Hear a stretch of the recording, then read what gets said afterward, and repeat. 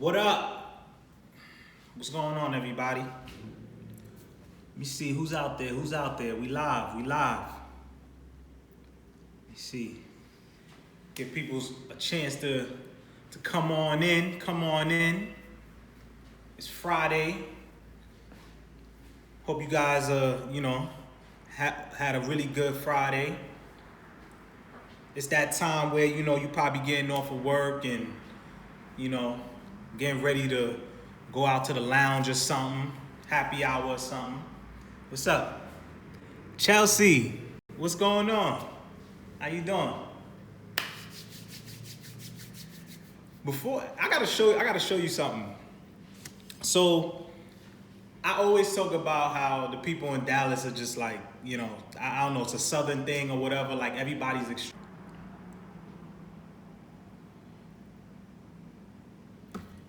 I don't know what's going on with YouTube. It's like they don't want me to go live. They keep talking about connection issues, and I know my internet is good. But anyway, so I come home last night from watching Justice League, and I find this at my door, okay? And I know you guys probably can't really read it. I don't know, but I'm gonna read it for you anyway.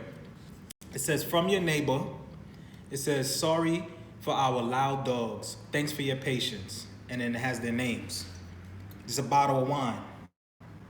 Right? See, still got the note on there. So apparently, their dogs they probably got some young dogs or whatever. They make a lot of noise. And literally, it wasn't just my place. They got it on some of the other people nearby place too. So I thought that was pretty cool, man. I can't remember the last time people really, go out their way to do things like that. So I thought that was cool. You know what I'm looking forward to later on today? Let me show you real quick. Hold on.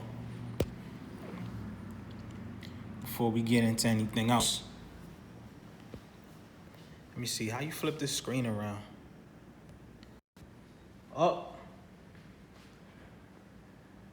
Definitely looking forward to watching The Punisher. So, on Netflix. Definitely looking forward to that. I'm gonna get into this Kyrie Irving going vegan thing, man, because this is pretty interesting to me, because when I found out about it, I was watching a video and on Undisputed, because I gotta watch my sports. And so watching on Undisputed, they started talking about Kyrie Irving and how he went vegan, and they were just the way they was talking about it. I was like, man, I gotta do like a live stream or a video or something, just bringing it up, because I think it is significant when a top level athlete decides to change their diet towards going vegan or eating plant-based, and just interesting at how people tend to view them, because it seemed like you had some people in the media, some guys like Skip Bayless or Shannon Sharp, like the way they kind of talked about it was like, we'll see how long that lasts type of thing. And so you still got people that tend to, look down upon that. And then you have other times where other players, for example, like Tom Brady, when they change their diet and they go more plant-based, people were raving about it and saying, man, show you guys basically the interview right now, matter of fact, from the other night where he explained it. So I'm gonna let you listen to Kyrie.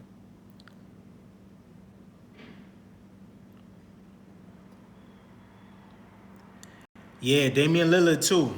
Yeah, he went vegan too. Damian Lillard. Also, there's this actor, I forgot his name, but he was in Hot Tub Time Machine. Craig Robinson. He's another one too, who just recently went vegan as well. But I'm gonna play this video, at least what I could find on here, that when they asked Kyrie Irving, and so you can see what he said.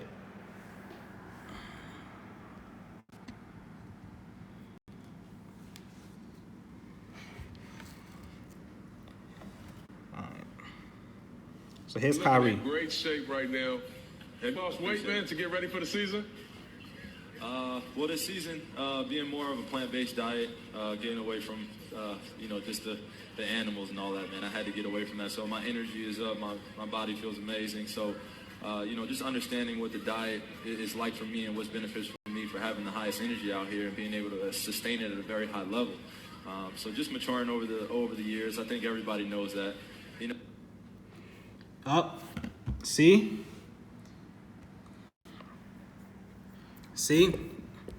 There you go. That's Kyrie Irving. That's from his words. You heard it from the horse's mouth. He says he feels great. He feels great. And I'm pretty sure, when I looked around too, Damian Lillard, same thing. He wanted to feel lighter. So why is that, right? Like, why is it that more athletes are starting to change their diets and starting to go more plant-based? Part of it has to do with the fact that, a lot of them are incorporating nutritionists now. You have more documentaries out there.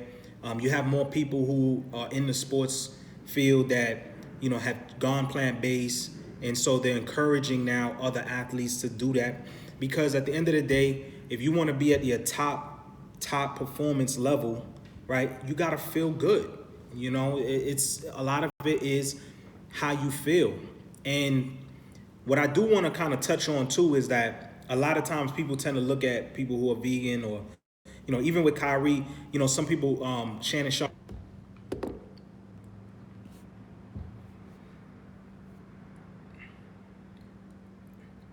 Okay, I'm back on. I had to just change my Wi-Fi. I don't know what was going on there. But, back to, the situation with Kyrie Irving is that people tend to look at how you look on the outside as opposed to what's going on the inside. Like, I noticed that. Like, you got people who will say, oh, I don't want to go vegan because I don't want to be super skinny. I don't want to look like this guy or look like that guy. And what they got to understand is when you're eating the right way, right? When you are taking care of your body's going to naturally fall into its correct weight, because when your body feels good, it will take care of you. It will get rid of all the other stuff that's going on in your body. And so, yeah, you're gonna look slimmer because now you're putting good stuff into your body. Your body's able to use food as fuel, like how it was meant to be. And so people are always kind of fearful that, oh, I'm gonna look too skinny, but that's not the case, man. It's not about necessarily how you look. Like, I've seen people who are really skinny and have a bunch of health problems, man. Like, that's like the biggest misconception. Yes, if you're obese or overweight, that's not a good thing either, and you can see that physically. But you got people that look slim, but they eat terrible, like they eat horrible, and they have health problems. Like, I know people who got not big, but they got all kinds of health problems, joint pains. Their doctors got them on all kinds of pills and this and that. So you can't base everything on how you look physically, right? It's all about what's going on the inside. And so that's why I think it's crazy how much people don't really care much about what goes on the inside of their body as opposed to, caring more about what goes on the outside, which is why people, go through all these cosmetic surgeries and everything like that. And so, for Kyrie to do that and to be vocal and to actually use the words plant-based, use the words vegan, man, he's like my favorite player right now. Right now, he's definitely my favorite player because I really do believe a lot of athletes have considered it or is changing their diet, but they're afraid to mention plant-based or vegan or anything like that because they don't want the backlash of saying that, right? Kind of cancels them out of certain endorsements and things like that. And so, I'm gonna play it for you guys one more time. Let me show you once again what he said. Hold on.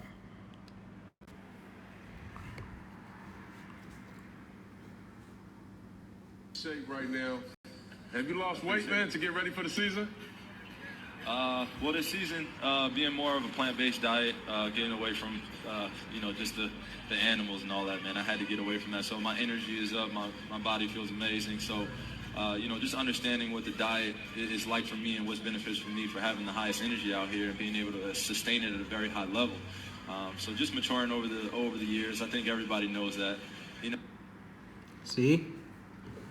There it goes. And I wish I had the interview that I was about. Not really an interview, but the Undisputed episode. I had it. I remember I sent it to a few of my friends, but they took it off of the internet. Silly vegans, even bro knows you need protein. Kyrie will no longer be able to dunk and shoot. Well, listen, he's doing pretty well right now. He's doing pretty good right now, man. And he's playing at a high level. And he says it himself, man. I mean, we can say whatever we want on the outside, but when the person's saying like, yo, I feel a lot better, and he's accrediting it to his diet, yeah, you got to pay attention to that. Same thing with Tom Brady. You know, it's funny when he gets up on the podium and they're like, oh man, you know, you're playing at a high level and this and that. As soon as he gets on the podium and he's talking about his diet and how he really significantly cut back on the meat, how, you know, he's drinking smoothies and paying more attention to what goes in his body and this and that, you know, all of a sudden it's, you know, other players need to do that themselves. You know, so which one is it? You know what I mean? Does it help performance or does it hurt your performance? You know, the way I see it is a lot of these athletes genetically are gifted, right? Like sometimes you ever had like that one friend who always in shape, you know what I mean? And like hardly works out, right? Or, you know, that one friend always got abs, but never did a sit up, you know what I mean? Big arms, you know, never did a curl, you know, big chest, never did push-ups, nothing like that. Like some people, you know, a lot of it is genetics. But at the same time, you know, what you do over a long period of time does catch up to you. And so there's this saying, right? Dr. Michael Greger, he has this saying that says, your genetics loads the gun, but your habits pull the trigger. Meaning we're all born with certain genetics, you know, from our parents or whatever. Like, so if you got certain things that go on in your family, right? Like, you know, heart disease or, you know, just certain things that go on, certain types of medical things that go on in your family. Yeah, you might be, you know, you're born into that, but what is passed on from generation to generation is habits. That's what's passed on. And so when you keep up the same habits as your parents or your parents' parents and so forth and so forth, what happens is that, yes, now at that point, you're pulling the trigger. So yes, you just increased your likelihood of coming down with the same types of medical illnesses as, you know, your parents and the people before them. So, you know, genetics do play a part. Some people are, you know, just physically gifted. But at the end of the day, like I said, how you look on the outside isn't a complete, you know, disease is actually 10% genetic. If I recall correctly, disease is mostly diet. Well, yeah, that's what I'm saying. That's exactly what I'm saying. Your genetics, like some people, you know, they will say, oh, it runs in my family. Like you hear that all the time. Oh, it runs in my family. Or everybody gets it. So it's like they don't even care. They don't even try to avoid it. You know, but the reality is that it's your habits. It's your habits. You see what I'm saying? We're all born with like cancer cells. We all got cancerous cells. But it's the ongoing things that we put in our body that enhance that. That's why they say a lot of, you know, you got a lot of times, you got foods now that they're labeling as cancerous. Because what they're saying is that this will, you know, cigarettes, even beef that they're saying is a high level cancerous because of what's inside of it. It's a high level carcinogen. So you hear about carcinogens now because, again, we got cancer cells. So you keep consuming those things, it is definitely going to, you know, enhance your chances of getting cancer. And so the name of the game is, and again, I wanted to do this live stream or this video just to spread the information, man. All pull processed meats are class 1. Yeah. All of them. You see what I'm saying? All of them are. You know, so we got to pay more attention to that. You know, people got to pay more attention to that. You know, especially with heart disease. Like heart disease is like the biggest killer out here. And people forget that, you know, your heart is an artery. And the whole thing with meat is that it clogs up your artery. You know, so when these guys here, when these sports guys are talking about better performance, they always talk about how they want to feel lighter on the field or on the court, right? Because it's like if you go to the gym, you're not gonna want to have like a full course meal before you go to the gym. Whoever wants to feel like going to the gym right away when they just finished eating, a bunch of food? Nobody does. Like, you ready to go to sleep or you want to sit down. Like, you're not gonna go, okay, let's go from there. Let's go straight to the track. Let's run 5 miles. Nobody wants to do that. Like, it's just because it holds down your body. And so when they talk about, certain foods that hold down your body, going plant-based is just a way for them to feel lighter, add more, stamina to themselves. Because it definitely helps, man. It definitely helps.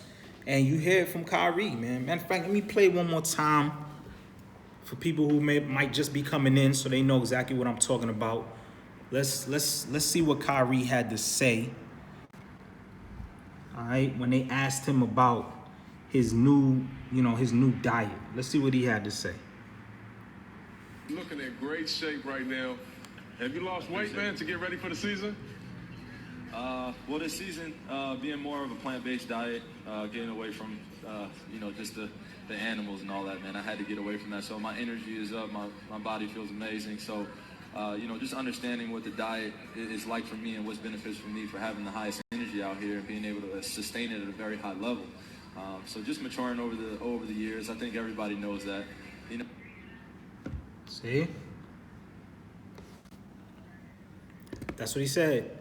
And, he kind of goes on to say, he thinks everybody knows that. Everybody knows or should know that, the better you feel, the better you're going to perform. I mean, period. And the information is out there, man. And, they talk about documentaries like What the Health, and, Cowspiracy, all these other documentaries. My thing is this. Like, I always tell people, like, I'm not trying to, force people to do things or whatever like that. Like, I'm not trying to do that. I'm just trying to spread the information. Because at the end of the day, the information needs to be out there and let the people decide what they want to do. That's all I tell people. Like, yo, just decide what you want to do. He won't be able to dunk again. Listen, like I said, he don't need to, man. He's playing at a high level, right? Especially when you're playing a sport where you need a lot of energy, man.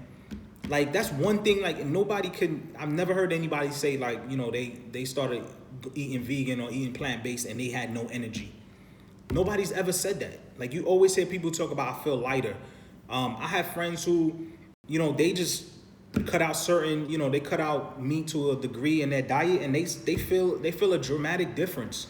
So I've never heard anybody talking about, I cut out meat and I feel horrible. Like, I feel slower or anything like that. It's BS all the time. They do say that. A lot of people, try to debunk this and debunk that. It's whatever, man. Like, let me tell you something. Like, my thing is, like I always tell people, research. Do your own research. When you do your own research, when you know something, it's not a debate to you. You don't debate people. When you've taken the time to research something and you put in hours and hours of research into something, people who don't do any research at all, you're not debating them. Like, you just, it's like, I'm not going to debate you on things that I know for a fact, and you're just telling me what you think you know. And that's the thing, is like, there's information out there that people don't, they're not privy to. It's not in your face like how everything else is in your face. So that's my thing. People don't have energy when they go vegan because they don't eat enough calories. Yeah. Nah, you're right. There's a way to do it. It's just like everything though. When you go vegan or you do when you start a job, right? Here's the thing, right? You could go to college and get a degree in a certain field. When you get ready to get a job in that certain field, you know what they do? They train you. Don't matter I got a degree in this, I got a degree in the medical field. They train you. The reason why they train you is because there's still things that you have to know.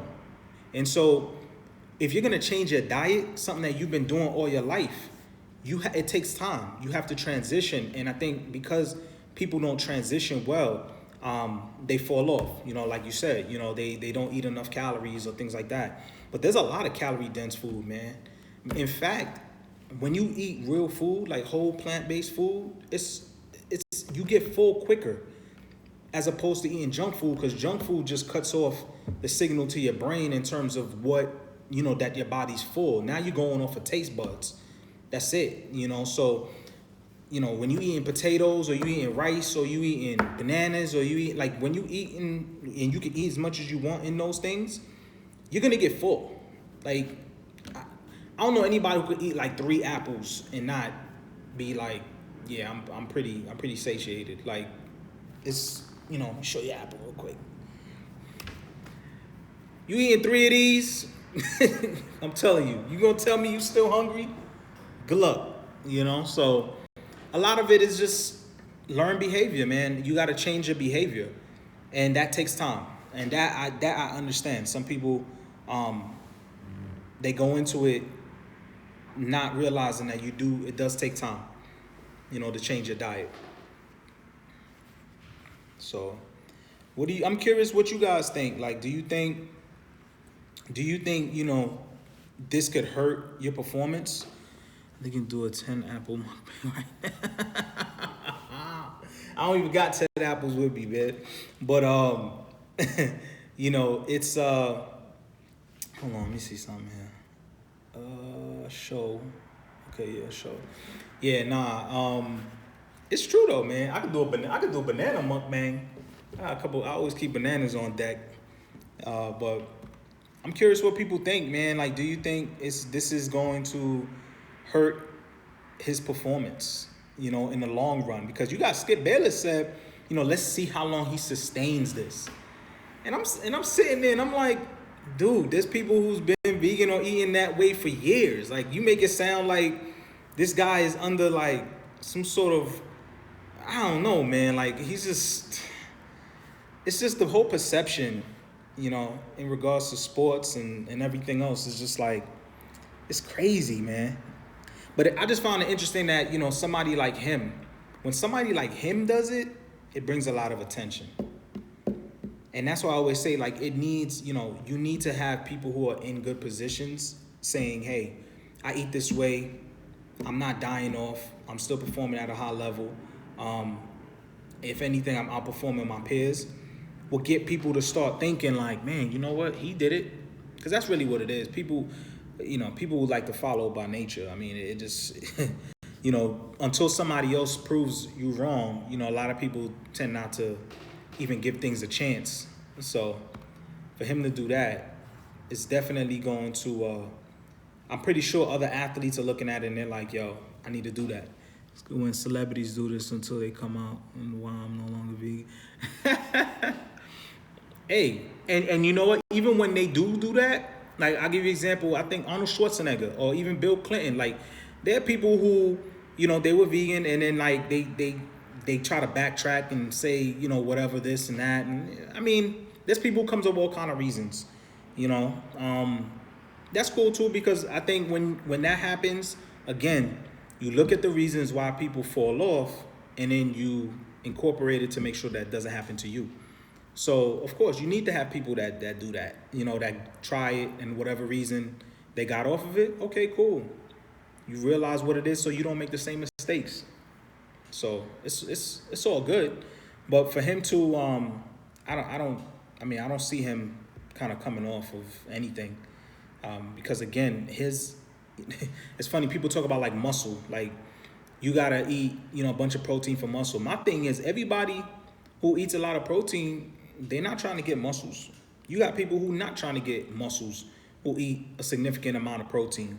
So you can't tell me that eating meat or eating certain products is only so you could get muscles, because everybody not trying to get muscles. I'm vegan, period. I'm vegan. Plant-based, vegan and plant-based to me, I don't really care how somebody identifies themselves. The biggest difference for me, vegan and plant-based just means that vegan means that you care about the other aspects in terms of the animals. And so therefore you're not going to, certain products that normally line around. If it comes from animals, you want to stay away from those type of things. Plant-based just means you just care strictly about the diet portion of it. You're going to focus more on plant-based foods. The way I see it is, if somebody's plant-based, they're still contributing positively to the fact that it is going to help animals. It does help the environment. So one hand kind of washes the other. If you don't want to put a label on it, that's fine. That's fine with me. You don't got to put a label on it. But how you eat at the end of the day, it's going to contribute to everything else. So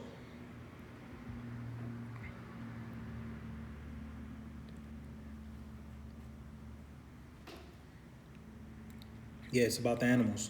Plant-based, yes, plant-based is better than nothing. Yeah, that's what I'm saying. You gotta identify the fact that people are different. People have different motivations. What motivates you may not motivate me. What motivates me may not motivate you. Like, you gotta take into consideration that people have their own individualities and what they care about. But the only common ground that I have to say is that we all have bodies. We all expire, at some point in time, and we all want to feel good, while we're here. I don't think anybody wants to walk around feeling sick all the time. So that's the one common denominator. Everything else, you got people that care about the environment. You got people who don't give two shits. You got people who care about animals. You got people who don't give two shits. I mean, and there's nothing you could do to change their mind in terms of that. That's just, they just don't care. But if you find out that, you got to be taking a bunch of pills every day, you can't walk up the steps, you can't do anything, you can't function right, most people care about that. Most people care about that. So I'm gonna play this Kyrie video again. Let me show y'all one more time what Kyrie said.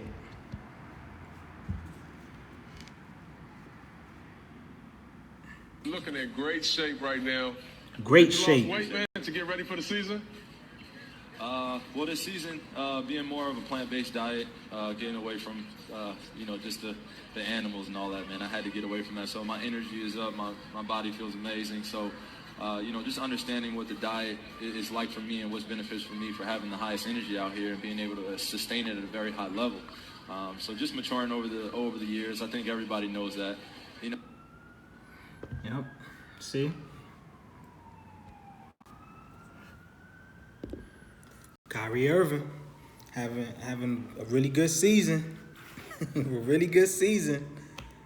So really kudos to him, man. Kudos to him.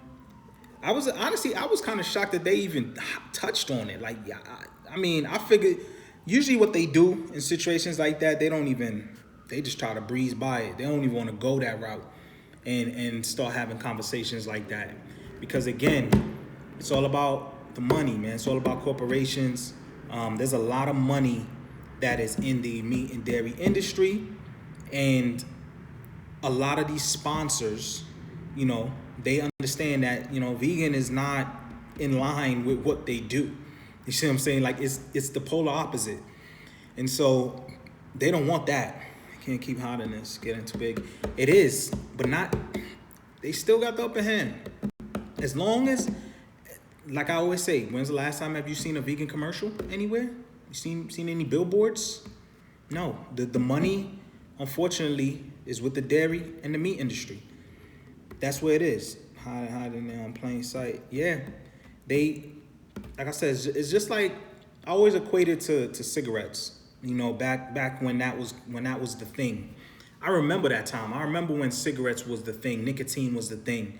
And then all of a sudden, once the information came out that taking cigarettes and all of that, how it leads to throat cancer and lung cancer and so forth, what happened is all of a sudden they were forced to put the label on their products that, is bad for women who are birthing, is bad for, it could cause this, could cause that. The minute they force them to start to say what the repercussions of this particular thing is, it's not like people don't smoke. They still do. They still smoke cigarettes. However, business has dramatically went down. The commercials is gone.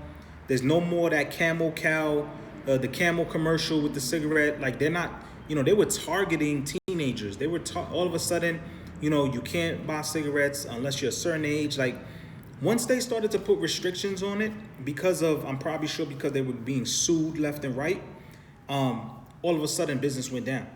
So that goes to show you that information is powerful. And that's all I try to spread is like, hey, get the information. Once you have the information, do what you gotta do. Make your own decision, because none of us really made our own decisions, coming into this world. When you're born, you have no control over what your parents feed you or whoever's taking care of you. You have no control over that. So you're raised all the way up until, I don't know, till you're old enough for them to listen, right? And for you to say, I don't want to eat this, I don't want to eat that. But for a good majority of your life, it is strictly,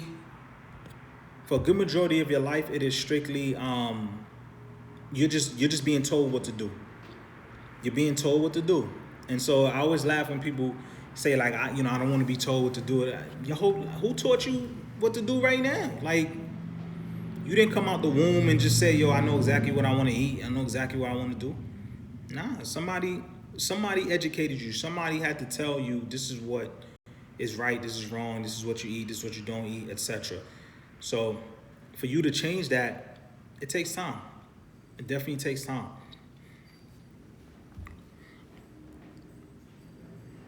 And you got other athletes too. I forgot his name, David Carter, I think his name. He was the football player, 300-pound former NFL football player. He's vegan. So, you got athletes even in football, basketball, tennis. I think Djokovic has, he eats mostly vegan as well. He's at the top of his sport. So, hey, it's starting to spread like wildfire. Let me see what's view options. I came out the womb and then my life dinner plans. I set my planner through first. Was that before or after they slapped you to make sure you was alive? I mean, but it's funny now. You got a lot more parents, who are having like vegan children. Like they're starting to do things more natural, because a lot of these, medications and stuff that they give these kids from when they're young. A lot of people are starting to say, no, don't give my kids that. Nope, don't give them this shot. Don't give them that shot. Because, it's starting to lead to, you're starting to see an increase in a lot of other issues. Smack them with it. Race is funny. But it's the truth, man. It's the truth, For you to change your behavior, it takes time. And people don't understand. It takes education, it takes time. You got to educate yourself. You definitely got to educate yourself when it comes to that. And so, really, this is big for me, man, because I didn't think that was something that he would do. Kyrie Irving. I really didn't think he would do this. He's the last person who I thought would adopt that type of diet and actually say that. Like I said, a lot of these guys, you ask them what they doing, they're like, I changed my diet, whatever, I'm eating better. For him to say plant-based, for him to say vegan, tells me that, okay, he did some research. Yeah, he did some research. That's what that tells me. Like, okay, yeah, he educated himself. Like, he wasn't just told what to do and what not. And that's all I say to people is, okay, go learn the facts, go learn what's going on, and make your own decision. That's all, because there's plenty of research, there's plenty of information that's out there. And then you got people who will tell you, like, oh, I don't believe the research. I don't really believe in it. Okay, so what do you believe in? Because you know less about the meat industry than probably any other vegan. Like, you know less about the stuff you do put in your body. So why is it that the stuff you do put in your body, you don't really care much to know about, but yet in order to change it, you're saying you need all these facts. You need all these facts. And even though, which I understand, you want these facts, but what about the facts about the things that you already put in your body? Where's the facts in that? Tell me the facts about that. because the facts are is that it does lead to a bunch of health problems, obesity, high blood pressure, to a lesser degree, cancer. Which I think that's the gray area that people don't want to attribute that to. But hey, explain to me, why is it that we live in a country where we consume the most junk food and whatnot, but yet we have all this quote unquote medicine, we have all these gym memberships and all this stuff. Yeah, it's a lot of misinformation, along with their confirmation bias. Yeah, it's a lot of misinformation out there. And the thing is that nobody wants to. It's like, what it is? It's like waking up one day and finding out like everything that you've been told is a lie. It's shocking. It is shocking for a lot of people, because people don't want to know that. Like, you don't want to wake, because then you feel, to some degree, you feel like a fool. You feel like all this time, like, I didn't know this. Like, this wasn't, like, you kind of get upset. And people don't want to feel like that. Like, that's like, seriously, that's like waking up and finding out, like, for example, that's like finding out like your parents not really your parents. Like, you just out of nowhere, you're just like, what? All these years? Like, it's daunting. It's like, people don't know, but people rather not know. You hear people say that, like, I'd rather not know than to actually find out, because the truth is cold, the truth hurts, and people rather be in the dark or to admit they're wrong and they get played. Ego. It's just, and then also being part of the in crowd. Like, imagine, like, Kyrie, obviously he has a chef, and he's people who are millionaires and all that, like, their lifestyle is totally different. But average people, regular people who are not as, don't have all that money, you got to worry about being socially accepted, right? So all of a sudden now, when you go out with your friends, you can't eat certain things. You might not be able to go to certain places, or at this point, what do? Friends want to go out, they want to go to a steakhouse. You're like, I don't really, I can't really eat that. They want to go to a burger place. The burger place don't offer, any type of vegan options. Like, at that point, now it becomes a social thing. And so for him, he obviously has it a bit easier, but still, at the end of the day, we all got the same temptations. We all like what we like. And when you're transitioning from one thing to the next, at the end of the day, it's really all, it should be about, how do you feel? That's all I always tell people, man. How do you feel? Do you sleep better? Do you perform better? In physical activities?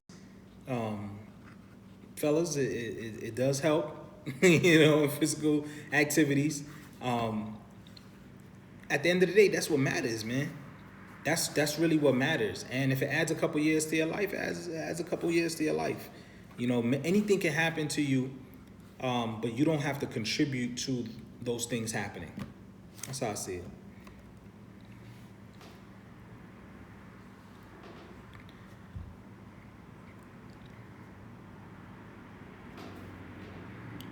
Man, where everybody at?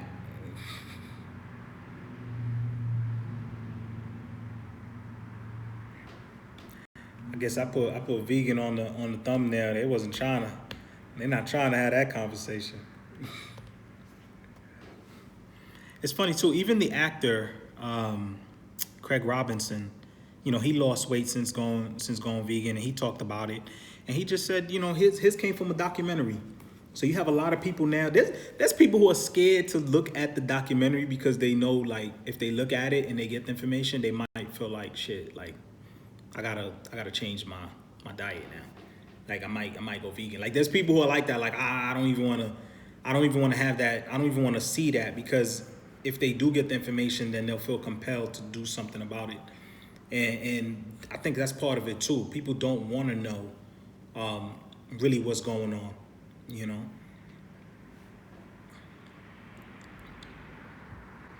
Let's hear one more time from Kyrie Irving. Kyrie, potentially MVP. Kyrie. I know LeBron hates that. Right now, have you lost weight, man, to get ready for the season? Well, this season, being more of a plant-based diet, getting away from, just the animals and all that, man. I had to get away from that. So my energy is up. My body feels amazing. So, just understanding what the diet is like for me and what's beneficial for me for having the highest energy out here and being able to sustain it at a very high level. So just maturing over the years. I think everybody knows that. Yup. Keep in mind, the Celtics are what? 14-0? No, I'm sorry, not 14-0, but I mean they on a 14 game winning streak right now. So that's pretty good. You know, he's performing pretty well out there on the court. You know, and I'm pretty sure some of his players on the team probably sees the way that he's conducting himself and carrying himself. And this is a matter of time before, they start to adapt some of those ways, man. Steve Nash was another person who I believe he became vegan. He was able to play late into his career. You got players now that are starting to really change up their diets because they want to be able to perform over a long period of time. And they're thinking about life after basketball, man. That's what's important too. How many people, let me tell you, how many athletes who, were great athletes, and as soon as they stop playing their respective sport, they just blow up. They end up you see them now, you're just like, whoa. I would say Charles Barkley, but even when he played in Phoenix, he was a bit out of shape because he didn't want to play. So, but you got guys who, as soon as they left the sport, even Michael Jordan, to a degree, he gained weight. And this is, somebody who you would expect, like, man, a top level athlete, one of the best, in my opinion, basketball player of all time. And he's out of shape, at times. And so it goes to show you that a lot of these athletes, what they're doing is not sustainable. So as soon as their careers is over, they just go and they eat whatever they want to eat. They don't train, they don't do nothing. So if he keeps up this diet, he's thinking about life outside of basketball. So you got to definitely keep that in mind too.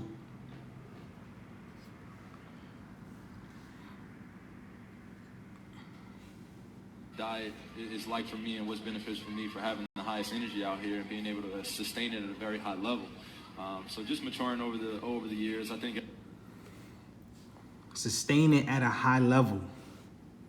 That's important, man. That's important. A lot of people substitute, certain foods, just to try to sustain, but they don't. Coffee is one of those things. Have you lost weight, man, to get ready for the season? Well, this season, being more of a plant-based diet, getting away from, just the animals and all that, man. I had to get away from that. So my energy is up. My body. Had to get away from the animals. The dead animals. Look, it's pretty clear to understand that, what you put in your body, if you're going to put something in your body that is dead, you put something dead into something that's living, you're not going to, it doesn't always result in a good thing, because not only are you transferring, the fear, the stress from that animal to you, but again, it's not helping your body. It's not natural to your body, so it's interesting that he specifically mentions the animals in this. So again, that tells me that this wasn't something that, his trainer or his nutritionist just said, hey man, let's do this for a month or two. The fact that he's mentioning animals, the fact that he's mentioning, playing at a high level, being woke, that's the term they like to use. It tells me that, okay, he did some research. Feels amazing. So, just understanding what the diet is like for me and what's beneficial for me. Understanding what the diet is like for me. Everything is about understanding in life. Everything is about a level of understanding. And for him to, to be comfortable enough to say it, then that tells me that he has a level of understanding in terms of what it really means, in the long run. And like I said, how do you feel? That's the bottom line. If he wasn't feeling good, that's one thing. But when people say like I can't give up this, I can't give up that, that has nothing to do with feeling good. Feeling good. Physically. That's just satisfying. Your taste buds. And there's vegan foods that you can have that are just as good, man. So, and I did a video talking about certain restaurants out here in Dallas. So, there are 450 drugs that are used to be given to livestock animals as well. Yep. And all of that gets transferred over to you when you cook them up and you eat it. All that antibiotics, all that stuff gets transferred over to you. So when you have that happen, that's why you see a lot of these diseases nowadays, man. Don't even, and you got people like Colin Cowherd was like, oh man, I love fish. I gotta have fish. I'm like, man, fish is oh my God. Like, I can't stress it enough. Like fish. I don't even know where to start with fish, man, because first of all, when and I was somebody who loved fish, you have mercury. Here's the interesting thing with fish, right? So with fish and mercury, right, you have, when women are pregnant, they tell women not to eat, shrimp or salmon or things like that because it's high in mercury. So let me get this right. Don't do something because you have a baby because it's not good for you. But when you don't have the baby, you can go ahead and have it. When people understand what goes on in this water, this sea, you got dead bodies that go on in water. You got feces. You got everything gets dumped in water. Everything, right? Literally. Go to the bathroom. You're taking a dump. It goes in the sewer. That's going into some sort of water, right? And so you have these fish now that are consuming that, and then we're consuming the fish. You have all these oil plantations that break, and then the water, it gets into the water, and that kills fish. We're killing the ecosystem. Like the overpopulation of fish, and then fish have a lot of parasites in them as well. Like they actually show fish that salmon, its true colors purple. But what happens is that ocean dead zones. Yep. What happens is that why is it that when you go into the supermarket, you see fish that is pink? Where did pink come from? They color it. Because it catches your eye buds. They color it. That's not the true color of salmon. Shrimp is the roach of the sea. So, I mean, you got people who gotta have shrimp. Shrimp is the most, oh my God, like, shrimp is the roach of the sea. Shrimp is there to eat dirt, eat crap. They're literally just like the garbage men of the sea, and yet people want to eat that. So it's a lack of knowledge, man. And hold on, fix this thing. Yeah, it's just a lack of knowledge, and it's just bad for you, man. Fish, bad. It's terrible for you. It is terrible for you.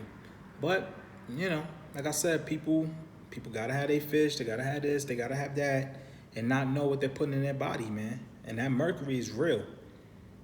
Like that mercury is real. So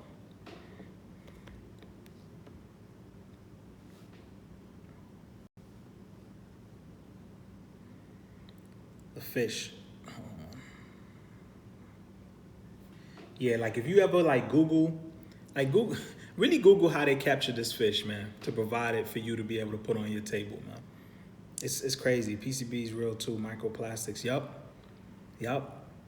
A lot of these fish too are eating plastic and eating all these other things, and then they just, I'm telling you, it's not good, man. And people don't, like I said, it's all about the information. So when you know that, right, and especially even seashell types of fish too, like what that causes you. My thing is, when you know that, how do you know that and then still turn around and still eat certain things, man? I don't get it. So, a lot of it is, especially like with dairy, you find that, a lot of people, it's hard for them to give up dairy. The reason is because it has, dairy has a chemical inside of it, right, that keeps you addicted to it. You see what I'm saying? Indoctrination. Yeah. Yep. Casomorphine. That's what I was thinking of. Casomorphine inside of the dairy. And what happens is that is the same chemical women who breastfeed. When you're breastfeeding your kids, so that way they can come back to that. It's the same thing with animals. And so that is in your cheese. That is in your dairy. So that is addictive. So when you combine that with the sugar on top, forget it. Those two things, it's like heroin, man. It's like crack. It's hard for you to give up. And so people don't realize that that's really what you're addicted to. It's highly addictive. Highly addictive. But there's alternatives. There's vegan alternatives as well. There's vegan cheese. I got vegan cheese here. So there's alternatives. People just gotta understand that's you gotta do your research. They got all kinds of different milks. I don't know why anybody. It's funny because I know people who are not vegan and they despise milk, right? You lactose intolerant. You're not meant to drink other animals' milk in the first place. So we're all lactose intolerant. It's just that some people's bodies are more conditioned to tolerate the milk. But in all actuality, the milk that you're drinking, you're not really supposed to be drinking it in the first place. So people who are lactose intolerant, that's really their body just rejecting it, and they're actually fortunate because their body's telling them, look, this stuff, I'm not with it. like this stuff right here, we reject this. But there's a bunch of alternatives, man. There's almond milk, coconut milk. There's all kinds of different milks. So you gotta, so many different options, man. That's not even an excuse. What kind of milk do you use and this and that. Like I have this restaurant that's by me. They do ice cream and mother's milk is for the babies. That's right. I got this place near me. It's called The Pharmacy, and they do ice cream and floats and things like that, right? And they do have a vegan ice cream in there. But I remember the guy was saying, like, the reason why he doesn't have a specific vegan drink, like, you could customize it, but he doesn't have a specific one. Because he's like, he's trying to find the right milk that goes with this and that. Because he's like, he said the almond milk is thicker or the coconut milk is too light or whatever. I'm like, dude, there's so many different flavors. And at the end of the day, like, who really tastes the difference in milk when you combine in alcohol, ice cream, and syrups and all these other flavors that's in there? Who is going to say, oh man, I don't taste the whole milk in this? Like, really? So it's just like, but then at the same time, he also expressed that it's more expensive, for him to get that kind of milk, which I could understand, but the problem is that the reason why a lot of these other foods are cheaper is because they're being subsidized in other ways. They're getting that money back through our taxes. They're getting that money back through the high medical bills that you got to pay for certain things, the medications that you got to pay for. So that money, they're getting that money back. It's actually costing you more to eat junk food, to eat bad over the long run than for you to spend more money to eat right. That's how I see it. Like I always tell people, I'll go to, I'll shop and get this organic or that food because the way I see it is it'll keep me out of the hospital. I'd rather be eating a banana than 3 pills a day. 3 pills in the morning just so, I don't have a heart attack. You know what I mean? Those pills ain't cheap. So you got to pick one. You want the pills or you want the bananas? You want the pills or you want the apple? Which one do you want? Yeah, there's a bunch of Whole Foods over here in Dallas, man. I actually just came from the Whole Foods. There's a bunch of it. Coming from New York, there was like one Whole Foods in New York downtown, and I knew everybody in there. Like that was the only place I could go. Other than that, I had to go to Manhattan. And if you're living in Brooklyn, like I wasn't going to Manhattan. to go get groceries. So it goes to show you, certain neighborhoods, you can't find certain things. You can't find Trader Joe's. You can't find Whole Foods. That's not by accident. They do fresh out the oven vegan pizza. Yeah, they vegan pizza. Oh no. I don't think so. Honestly, I didn't go in that section. They might do it on an occasion, but it's probably not like a full-time thing. But I go there, like I'll get wraps and occasionally they'll have vegan options there as well. So I will credit them that though. They do, especially the one I used to go to in Brooklyn. They used to have some vegan options there. But over here it's a little different. It's still Texas, so they want to cater to who they know is gonna show up mostly. So, but yeah, location.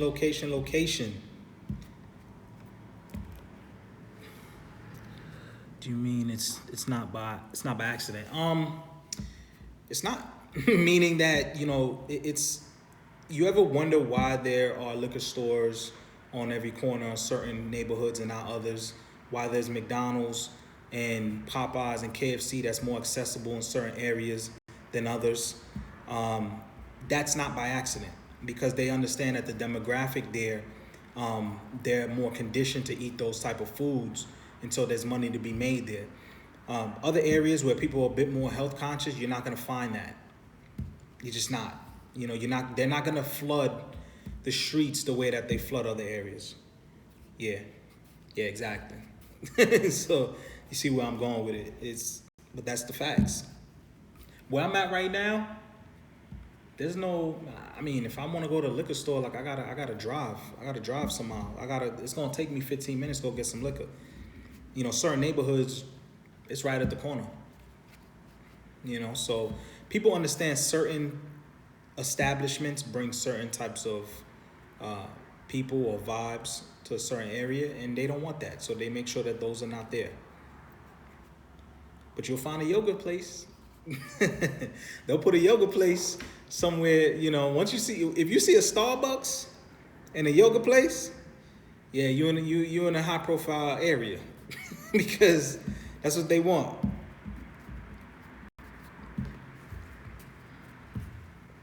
Yep, Kyrie Irving.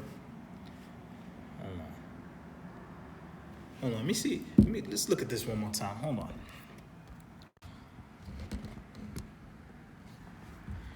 So I think that was Chauncey Billups who asked him that question. See this one more time. Looking in great shape right now. Have you lost weight, man, to get ready for the season? Yeah, that was Chauncey Billups. Well, this season, being more of a plant-based diet, getting away from, just the animals and all that, man. I had to get away from that. So my energy is up. My body feels amazing. So, just understanding what the diet is like for me and what's beneficial for me for having the highest energy out here and being able to sustain it at a very high level. So just maturing over the years. I think everybody knows that.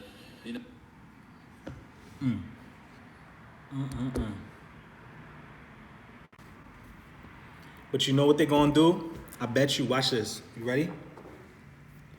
If they don't win the championship, or just whatever, he has a bad game or they have a bad stretch, because it's still very early in the season, But let's say, they go through a bad stretch of some sort. I bet you one of these people gonna bring up the fact of his diet. Watch. They're gonna try to blame that. When keep in mind, you have players all the time who have bad games or bad stretches. They never talk about that. Watch. The fact that he says he's eating vegan, because that's the thing. They look at it, even with Colin Kaepernick, right? And I'm not an overly big fan of him. Vegan diet causes championship season. Exactly. That's exactly what you would see, is that all of a sudden, like, that's the reason why they lost, is because he was vegan. Even with Colin Kaepernick, people were saying, oh, he's not the same quarterback. He looks a lot smaller now ever since he started the vegan diet. And look, don't get me wrong. I'm not saying, again, from a talent and skills perspective, yes, he might have been on the decline. However, him taking care of his body, taking better care of his body and watching what he eats is never a detriment. That's never a detriment to anybody. So for them to use that against him, it just has me like, so let me get this right. So because he decides to eat better, you're saying that's the reason why he's going to play worse? So then it goes back to what I said.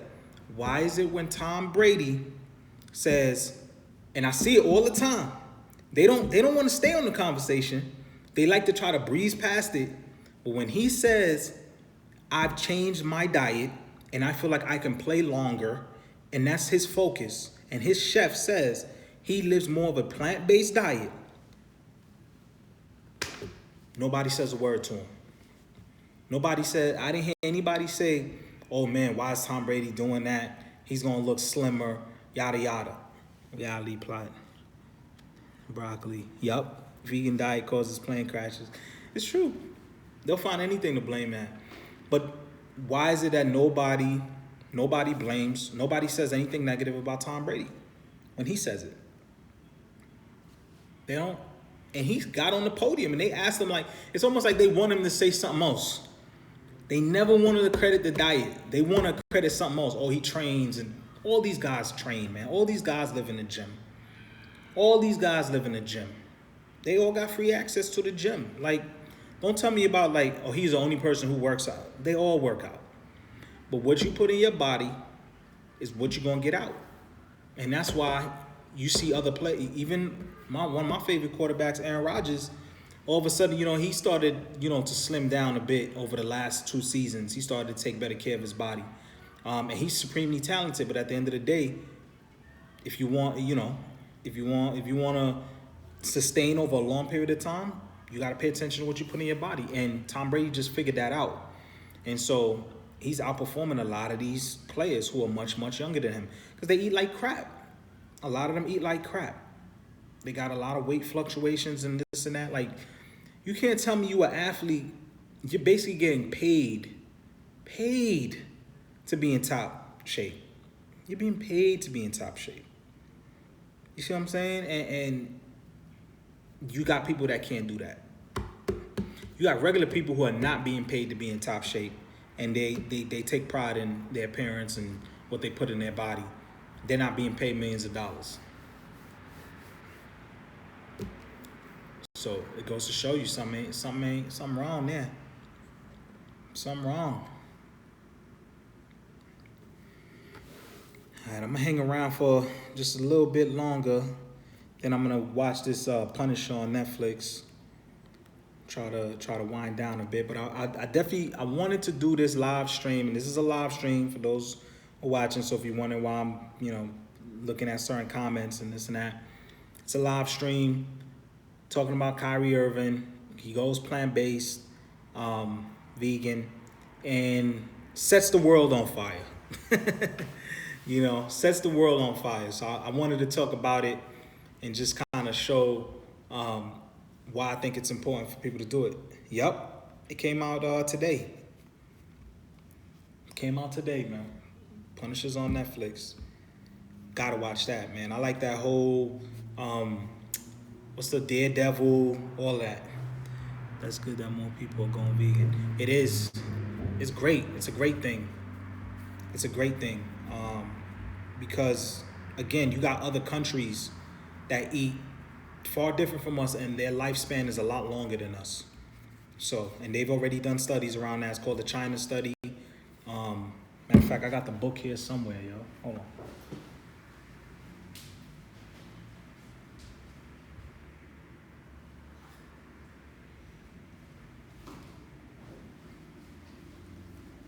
Boom. See that? The China study. This book right here by T. Colin Campbell. Yup, T. Colin Campbell. He talks about weight loss and long-term health. This is the most comprehensive book, period. Over 15 million copies. Americans, he goes over why Americans have diabetes. He goes over a bunch of stuff, the war on cancer. I mean, this while over 100 million Americans have high cholesterol. Like, this book right here, I highly recommend it to anybody, man. I wouldn't let you borrow it, but I gotta keep this on the shelf for sure. It's funny though, cause people have a lot of books and then they'll have it on their shelves, but they ain't read it. Seriously though, I read this book, and this is a book that you study, like you read more than once. Like, I've read this book, like it ain't just for show. Like, I actually sat there and went through it. And I could tell you it's pretty comprehensive, man. It's definitely a comprehensive book that everybody should read, just to kind of know, why things are the way that they are, man. Because it's not by accident. Have you read How to Not Die by Michael Greger? Have I read that book?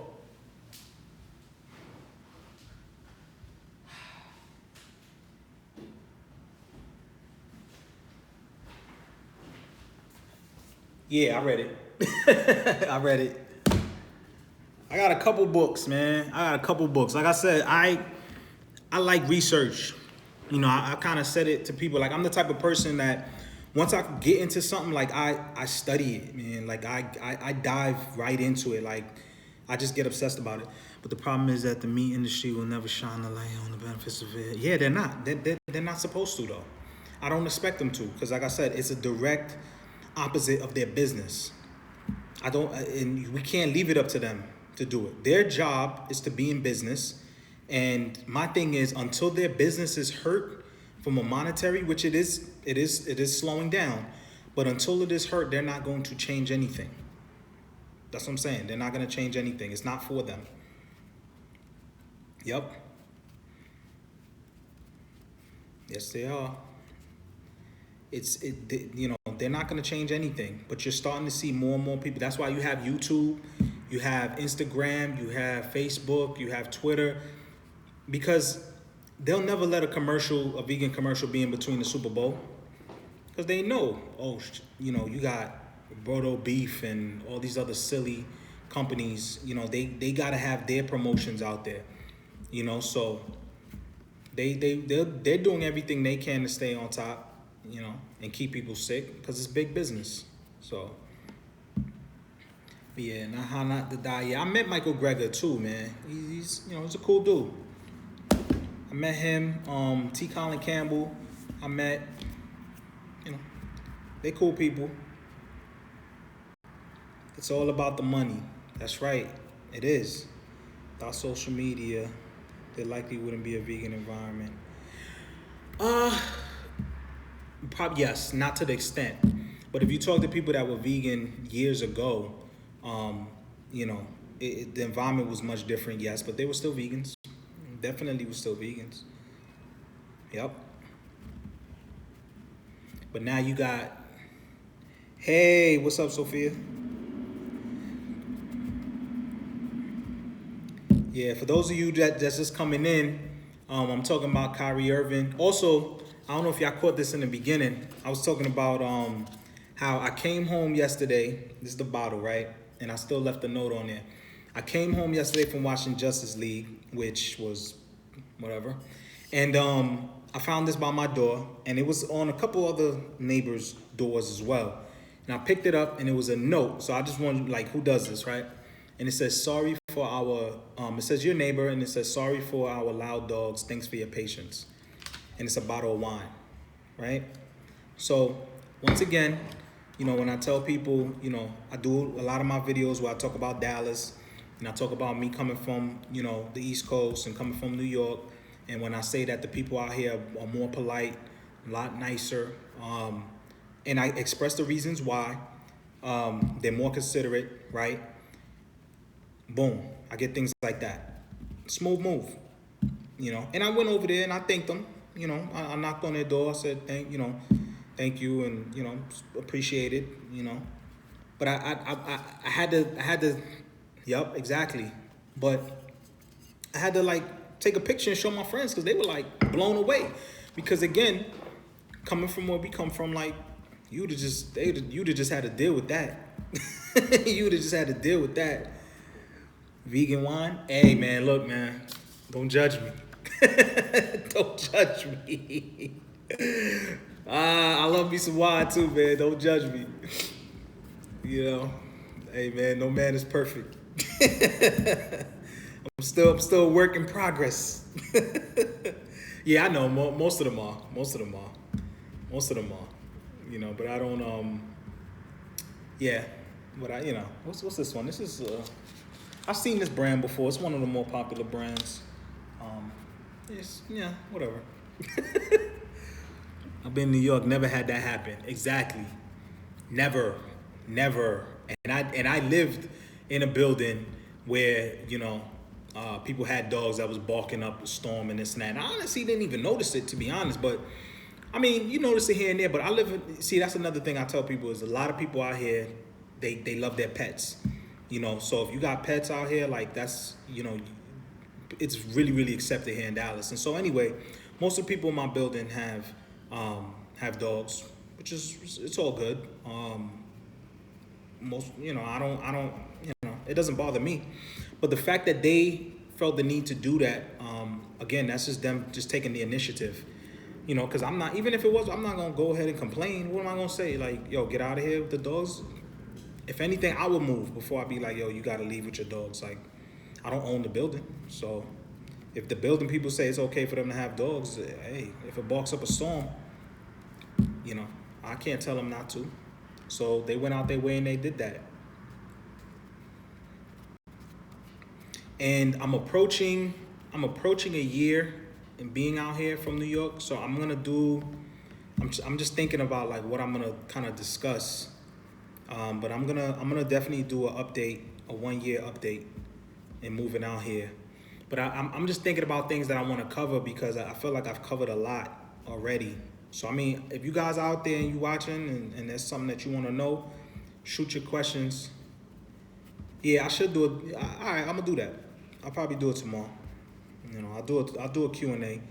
Oh, you mean like a Q&A on like the actual? Are you considering to get a pet?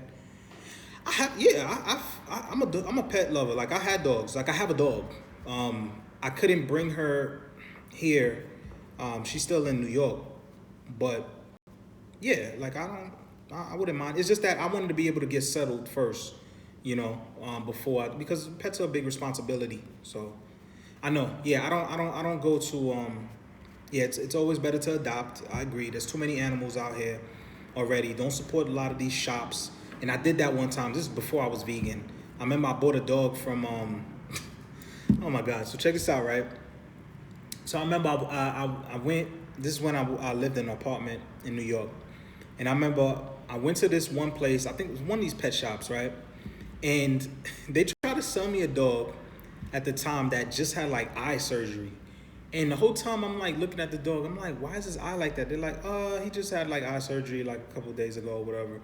And I'm like, but then see, my issue is that, they'll sell you these dogs that they know have certain health problems, because they have the mentality that once you get it, like it's yours. Like they step right out the picture. And a lot of those puppies that they get, they mistreat them. They have them in cages. A lot of them are not mentally, they're not good, because they weren't raised. A lot of them, they take them from the families right away. And they're not going to tell you this because they know as soon as you buy it, you literally have, they're done with you, and that's their job. And so I remember I passed on that dog and I got a different dog. And this is the last time I'll ever get from a pet shop. And I remember I got a Dachshund. And that Dachshund had issues. Like that Dachshund, that's one of those hot dog dogs. The dog kept eating its own shit.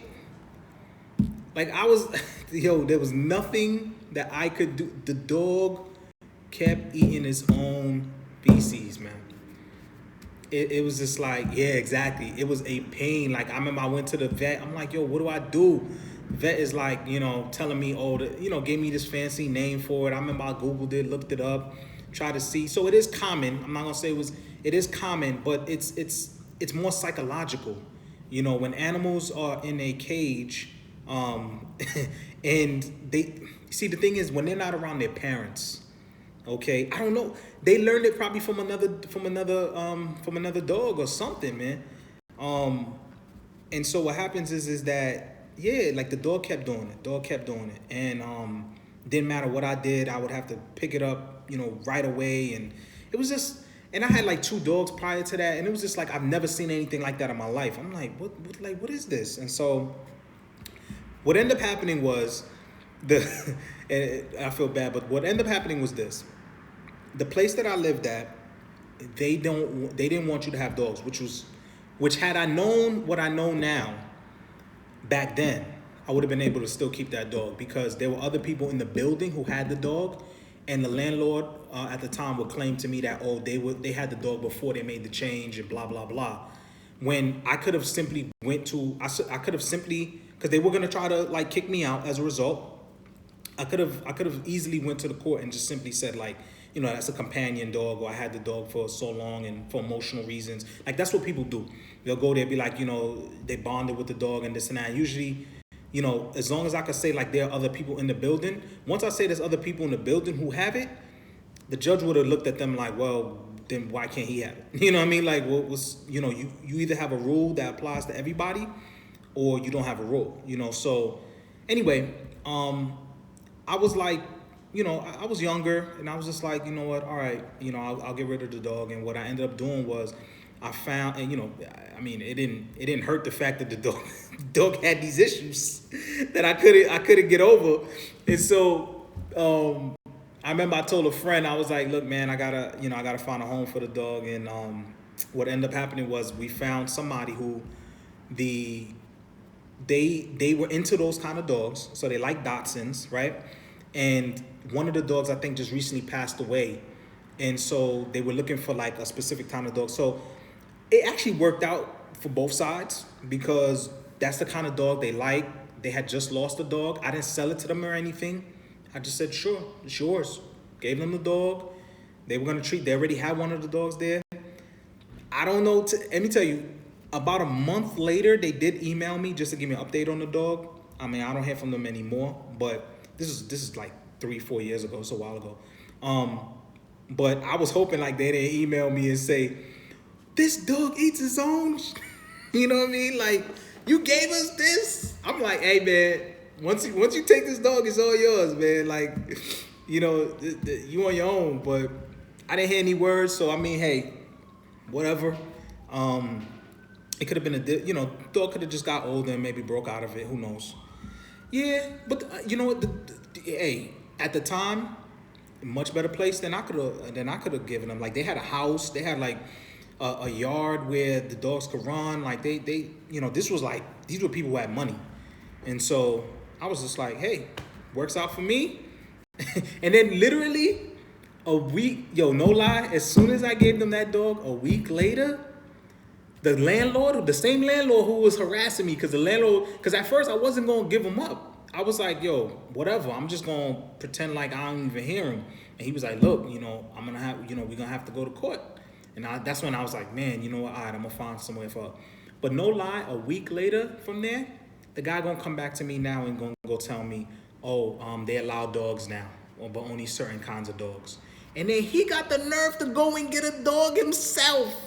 I was so mad. I was like, so hold on, man. Not only did you force me to give away my dog, but then you got the nerve a day or two later to talk about now you can have a dog, and then turn around and you go get a dog. So I'm just like, man, I was like, I'm not renewing nothing, man. So I left. I was happy to leave that place. I was like, oh, I'm out of here, man. But yeah, I'm done with the pet shops. I'm done with the pet shops. Not doing that. So he probably changed his mind because he knew he was getting one. Exactly. That's probably why. He knew he would look like a hypocrite. You know, if people see him walking around one, and I'm like, yo, what, you just told me I can't. Yeah. Ever since that time, I was just like, that's why they allowed it. Yeah, that's exactly. You're right. That's probably exactly why they allowed it, was because he knew he wanted to get one, and he was giving me all this hassle. But yeah, the reason why I bring it up too is like, when I used to go to work and everything, like I know the dog would bark, like especially when you get a new dog or whatever, like that dog would bark. Like I would come to the building and hear her barking, so I know she used to piss off a lot of people, and people weren't getting no wine from me, so they weren't getting no wine from me, so. Yeah, no doubt in my mind, somebody probably was like, look, you need to go talk to him, because whatever. But, you know, dogs are hard work. I will look to get another dog, you know, very soon. True New Yorker, yeah, man. I was like, I ain't getting nothing for me. But yeah, pets in general, a lot of, and I think, if anything out here, I feel like it's more of a status symbol now to a lot of people out here. Because it's not even a dog, it's what kind of dog. You know, people have certain kind of dogs that you know cost money. Or, you know, just highly sought after breeds, I should say. And, you know, if you have a pet, then that means that you can take care of some you know, because having a pet is almost equivalent to having a child. You know, because you take them for medical, you get insurance on them, you gotta walk them. Would you consider a cat? I'm not a cat person. A friend of mine has this big old cat over by them. I'm not a cat person at all. I don't got nothing against cats. They just, I don't know. I don't really gravitate to them. To me, I don't know. They just seem mischievous, yo. They just seem very mischievous. Like they just up to no good. Like they don't need you. They'll reach a point where they just don't need you.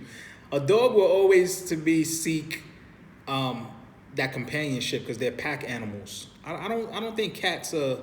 She said cats are evil. Cats are not really like dogs. You know, from wolves and this and that. Like they're more pack animals to me. So I feel like they seek more companionship. And so I kind of gravitate more to dogs than cats. I'm not a cat person. Nope. I'm not either dog lover. Yup. Yeah, no, I'm definitely a dog lover. I'm just thinking of what kind, because my dream dog, like the dog I would really, really like at some point in my life, like is a Cane Corso. That's like that's my dream dog. Like those dogs get big, but there's something very majestic about them, man. Like I don't know. They got that temperament, and they got that look too. Like they're very majestic dogs. I like a Cane Corso, and a Golden Doodle is another nice dog that I like. But my current dog now is an English Bulldog. I find like pure breeds to me are smarter. That's in my experience. Pure breeds are smarter dogs to pugs. I don't have a problem with a pug. I can't remember what's the name of the smaller version of the French Bulldog. I would do a French Bulldog. I would get a French Bulldog. They're cool. They're pretty cool. But yeah, my dream, my Cane Corso. Look those up. Those dogs are huge. But I wouldn't, that's like when you have a house and you got, backyard and this and that. I would not want to have that dog in an apartment because Jesus Christ. I can only imagine what life would be like. They're huge. But great dogs though. I did a couple of brilliant, beautiful months. No, I like that's why I say smarter. I'm not saying that the other dogs are dumb, because I'm just saying in my experience, my English Bulldog, her being a pure breed, was probably the smartest dog I've ever owned, and I've owned a couple, mostly pit bulls in the past. And it's not that the pit bulls were dumb; they were able to do certain things, but I was just amazed at how quickly, because I believe you can train any dog. You can train any dog if you really put in the effort. It's just that some dogs will catch things a lot quicker than others. German Shepherds are just called Shepherds in Germany. Maybe. My sister has a German Shepherd. She has a German Shepherd. So I told her, I was like, hey, you better train. Those are smart dogs, but I was like, you better train those dogs, man. Those dogs, dogs in general, like you gotta, they need to have some sort of ground. Like you gotta train them, and people don't want to train their dogs. And I feel like anybody who has a big dog, I'm always curious, like, yo, do you train your dog? Because if you don't train your dog, I do not even want to be around, because, a lot of people tend not to. They don't train their dogs, and then when their dogs get around other people, they don't know how to act. So if you got a big, powerful dog, you gotta train that dog, man. So I'm always surprised at how many people don't really train their dogs. But yeah, dogs are good, man. I'm down with the dog gang. As you can see, got my little painting back there, right? Which is essentially looks just like my dog, just without the funny looking hat. But yeah, my English bulldog, just like that right there. So I'm that. Matter of fact, I think I already showed y'all too. My first pit bull. I got a picture of her somewhere in the corner over there too. That dog name was Ether. I still remember that dog. I had that dog all the way right through, junior high school, a little bit of college, and then, then she passed away. Huge dogs are like, oh, she's sweet, and Clay did the dog look. Yeah, I hate that. I hate seeing an untrained dog. It makes me nervous because it's like a dog. Dogs need to have some sort of boundaries, man. They're pack animals. They need to, it's good for their sanity when they know what they can and can't do, when they're rewarded the right way, they know how to act. They're calmer. When you see dogs that are just like running amok, I'm like, dude, I don't even, because people think it's cute, and I'm like, it ain't cute, man. It ain't gonna be cute when they bite somebody. Musk could do algebra fetch, yeah. Yep, they're like kids. You wouldn't want kids. But then what happens is, you're right. Imagine if kids kept the same mindset, but then grew to adults, but they're bigger and stronger, but they still have a kid mentality, right? You wouldn't know how to handle that. It's cute when they're small, but when they get older and they still can't do things, it's just like, whoa, like, it's the same thing with dogs. I always tell my friends, because they like, oh, I tell them, here's a basic rule. Whatever you don't want the dog to do when they get older, don't let them do it when they're younger. It's a basic rule. So if you don't want the dog to jump on you when you're younger, when they're big, don't let them do it when they're young.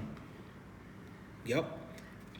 If you don't want them biting, people are like, oh, I let them bite my hand. If you don't want the dog to bite you when they got teeth, don't let it bite you when they don't have teeth, because they don't understand the difference. There's no, oh, I'm older now, so, I'm not supposed to do that. It's just, that's not how they think. And so you let me do it now. That's why that's saying you can't teach an old dog new tricks. Which, you can teach an old dog new tricks, but it's all about habits. You let them develop bad habits, it's hard to break out of those bad habits. So people got to understand that. Yeah, there's no funny cats. I'm not a cat person, man. I don't know how people love their cats, man. I'm like, you can't take them anywhere. You can't. Who takes their cat anywhere? Like, you can take your dog out to, I got a dog park right across the street from me, like, where people go and, throw the frisbee and everything. Like, I got literally right across from me. It's huge, where you just let the dogs just run. I like cats and dogs. Yeah, I don't got nothing against them.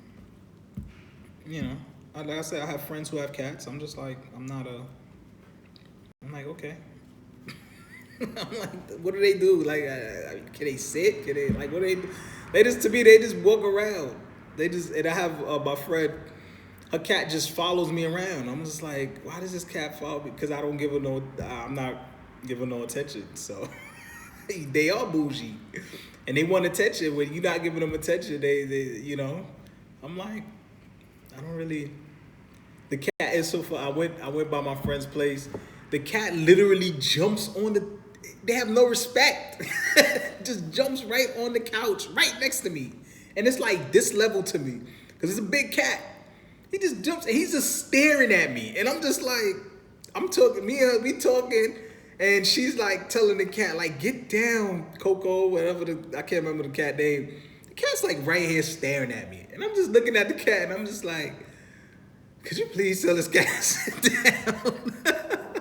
I'm like, yo, could you please get this cat down? Because I ain't with. And it was just there. It was just rubbing on me like, and they make these noises and they just look at you like, they try to be seductive. I don't know what it is, but I'm like, look, man, I'm not with it. I'm not with it. But when I get around some dogs, petting the dogs, playing with the dogs is different. I need you to pet them, like it's a must. Exactly. Yeah, they want that attention. But it's funny, it's like, but once they here's the thing with them, they'll get the attention and they'll walk away. They truly are like females. They want your attention they want to hook you, and then they're like, all right, peace. And they want to just walk off. They're smarter than dogs. Yeah. Cat to do something it doesn't want. Yeah, they're not gonna, yeah. Cats are generally smarter. Not like women. You know what I mean? Like, guys we chase, get it? We go after the woman. So it's like the cat wants you to go after them. That's what I meant. But yeah, cats, felines, that's all they, you know what I mean? There's something feminine about cats. You get it. You get the point. But yeah, dogs are smart. Pigs are smart. It's funny, we talking about being vegans. Pigs are smart. Pigs are smarter than dogs and cats. What they say they have, like the mind of a 5-year-old? Smarter than a 5-year-old or 3? Pigs are smart. It's crazy, and it's crazy. They get slaughtered the most. Them and cows, get slaughtered the most. And pigs are smart animals, man. 3 or 4-year-old, yeah, they're smart. I've been around some pigs. They're smart, and it's funny. Like people, watch when that becomes a thing. Because I started seeing commercials. You didn't see that, like that Chase commercial with the little piglet? Elephants are very smart. Elephants are very, very, they have great, what's that saying? Like you have to have a mind of an elephant, like they don't forget nothing. Elephants are very, very smart. Very smart. And then I think the smartest animal, is it the whale? No. What is it? Is it dolphins? It's one of those, I'm trying to think which one, but it's like really smart. Like they say, like they I think it's a whale. I think it's a whale or a killer whale or something like that. They're very, very smart. Like they have their own, I think it is killer whales. Cause like they say like they could sense things and like they sense emotions and all kinds of stuff. Or dolphins, one or the other. Humans are the smartest animals. Yeah.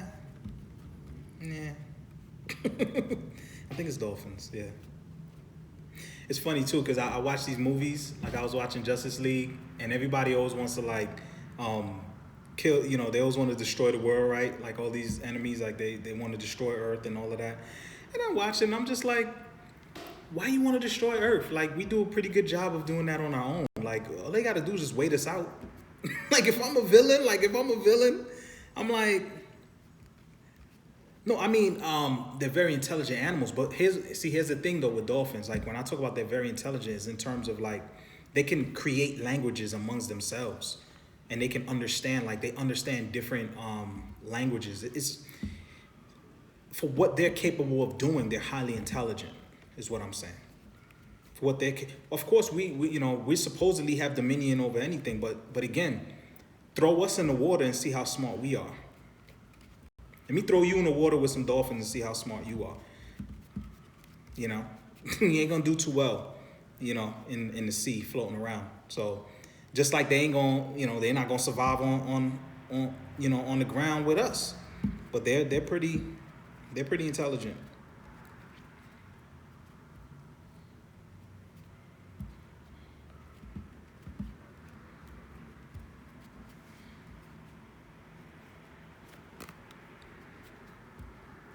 Dolphins have names and call each other by names, I believe. Yeah. Yep. That's why I say for what they do, very intelligent. Very intelligent animals compared to a lot of other animals that don't really, that's not their thing.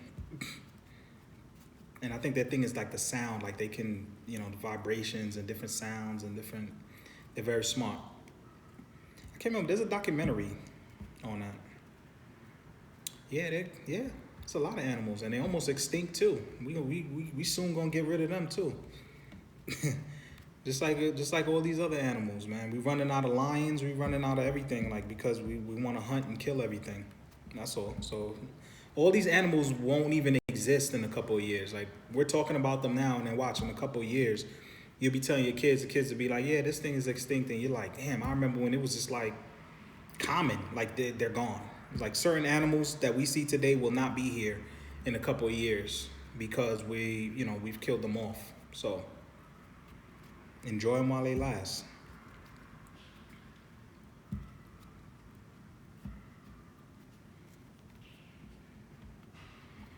He's return on each other if all the meat goes. Would we? Nah. The new thing is we'll have a bunch of robots going around, and I think the robots are going to be smarter than us. The robots are going to realize the what we're doing, and they're going to be like, wait, these guys are dumb. Like, why are they doing that? And then they're going to kill us all off, and they're going to be the ones because they won't need to survive on that food. So, you know.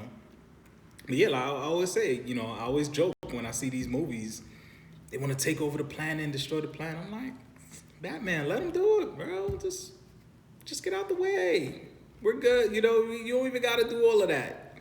Tell them come back in about 20 years. Ain't going to be much here anyway. Vegan robots, non-vegan robots. It's for real. Let me see. I did talk about that in one of the last live streams. Sophia the robot. One of the subscribers asked me if I had looked into that, and I looked into it. Sophia the robot. They have robots that are lifelike. Yep, and smart. And what's gonna happen is once they start, you know, because they can communicate their own language. It's people don't know what they're getting into, man. And I'm telling you, there's a show called Humans, and I think they probably took it off of TV because it was really starting to depict exactly what's going to happen. There's a show called Humans. It's off the air now, but it was 2 seasons in. If you go and you watch that show, it is exactly what they're trying to sell us today. Oh, these robots are going to, you know, make life easier for you. They're going to be a helpmate. You know, watch over your kids and, you know, help you solve problems and blah, blah, blah. Go watch that show and see how they were using those robots. AI might be a really bad idea. Might. Better have a hell of a fall safe built in. Yeah, nah. When you know, they already got them controlling cars. Some countries have them in armies. You know, they have some robots that they're gonna be using in armies, you know, instead of man. Like it's people are totally, you gotta understand that whatever you see on TV in terms of entertainment is all social engineering. A lot of that stuff is, let's put it out there as a feeler so that way when you do see it in real life, you're more accepting of it. You know, like that's how it works. So, you know, you have to see it first, you know, and then when it becomes a common thing on TV or in movies, because a lot of stuff that we have today, if you go back, they were in movies. I remember Demolition Man. If anybody ever remember that show, Demolition Man, Wesley Snipes and Arnold Schwarzenegger. If you go back and you look at that movie, and you look at today, for those of you who are not aware, forget it. Would you date a robot if it asked you? But here's the thing, you probably won't even know they're a robot. That's what I'm trying to say to you. If you watch the show Humans, a lot of them are trying to be humans. They don't want you to know they're robots. That's one of the reasons I'm not too sure about having kids. Yeah, it's funny. I feel the same way. And not just because of the technology, but just with a lot of the other stuff that goes on in society. I can imagine, it's scary to have kids these days. It's scary. I can't imagine. It's scary. Because you got to worry about teachers. You got teachers that are sleeping with kids. You got people who shooting up schools, shooting up churches. You have, you know, government systems that don't, you know, they allow certain things to happen to kids that they don't, you know, they allow people to go in certain bathrooms. It's just, the society is just totally different. Doctors that want to drug them. Yup. You right about that, Race. They want to, you know, drug them and put all kinds of stuff in them. I can't. People these days when they just like a clear cut, yeah, like I can't wait, and I'm just like, you sure about that? Like, you sure? Because these kids are gonna be pretty confused when they start going to elementary school and they're wondering why, you know, they're being told, you know, she's a he and he's a she and all this stuff. Like, you know, being a kid these days is crazy. Oh my God. You bring up a good point. You bring up a good point, Lisa. The whole drugs thing.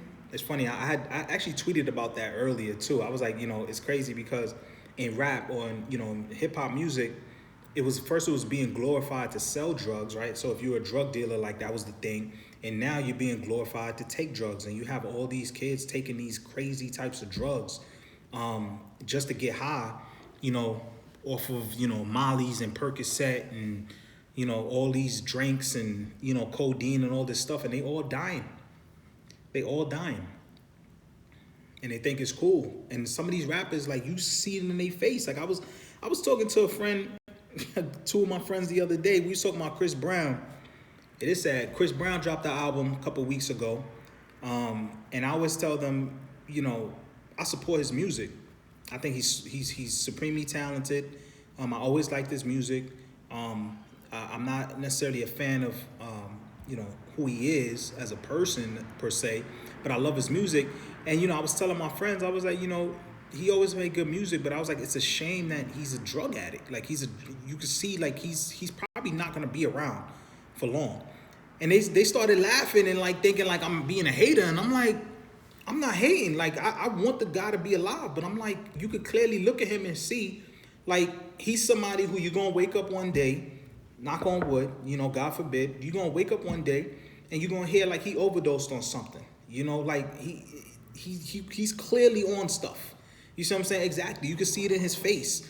And matter of fact, he mentioned it. In one of his he got a documentary on Netflix where he talked about how he was so depressed. He was on he was taking Molly's, he was taking all this stuff all day. And in my head, I'm like, you still do. Like people are watching this thinking like that was just the moment when he was, had the situation with Rihanna and like he's clean now. I'm like, he's still doing the same things now. Like people aren't noticing this. Like he looks crazy. His nose is wide open. Like he looks a mess. He's very talented, but like I said, and I said to my friends, and people joked, people laughed, and I said, that's cool. If people gonna laugh now, but watch when he passed away. All of a sudden, it's gonna be how he was such a great guy, and how how come nobody intervened. You're gonna be hearing all this stuff. R.I.P. this, R.I.P. that. They're gonna play his music all day, for a day or two, and then that's that.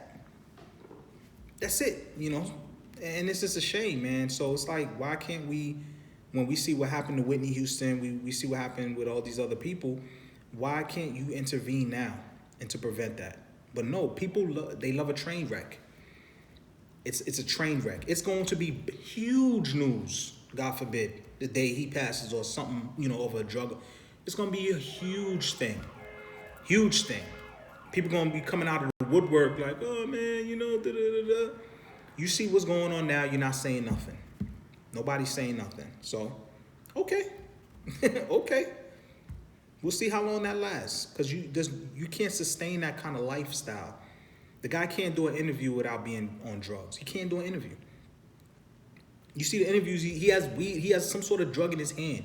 And they do, they hide a lot of these drugs in these little capsules, they call them whatever they want to call them, but a lot of times, they on, they got their little styrofoam cup and all that they think is cool, but they're finding all these ways to hide these drugs and they, make it look cool, but forget it. Did you see the story?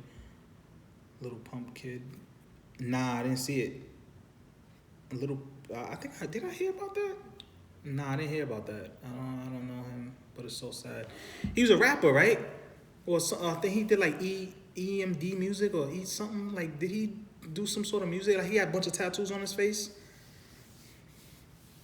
I think I saw some story like that. I think so. Yeah, I think I saw something like that. Yeah. Okay. Yeah, I did see that floating around on social media. I didn't click on it. I didn't really see, but I heard he made music and this and that. But people were like, how he could have been the best this and the best that. So why didn't you help him out? Why, like, that's what I don't understand. Okay, so why you guys allow these people 21 years old? Yep. So why you encouraging this? Why are people encouraging this? Like, why is that the thing? To die off of drugs? Like, why is that the thing? I'm scared for these kids because this is what they're around. this any kid could go and get like some drugs now, like you know, Robitussin and mix it with this and that. Like they this is what they doing, you know. Back then, everybody couldn't be a drug dealer necessarily. You know what I mean? Like you couldn't just get into that life. You know, you go to jail, but these kids, they'll take the drugs. They'll take the prescription over-the-counter drugs all day long. You know, all day long. They'll go to parties and it'll be there like they'll all day long. In fraternities and all this stuff, like I feel for these kids, man. Pharmaceutical industries at the top of the drug game. They are the biggest. They're the biggest drug dealers. Turning to every street drug. They are the biggest drug dealers on the planet. That's all I would say. They the biggest, the biggest drug dealers, and I would say police are the biggest gangs. Like they one or the other. Found Chris Brown to look him in the place until it sobers up. It's just too easy to get drugs legally. Yeah, it's very easy. It's very easy. And you know, when they see it in rap music, they're like, shit, okay, whatever. But you know, when you start seeing, white people start taking them too, then it's gonna be a problem. So they gonna want to send them to rehab, you know, real quick. You know, but it's hold on, a friend tweeting me. Oh shit. Yeah, it's really unfortunate, man. You know what these kids are doing with the drugs and whatnot. It's not even cool.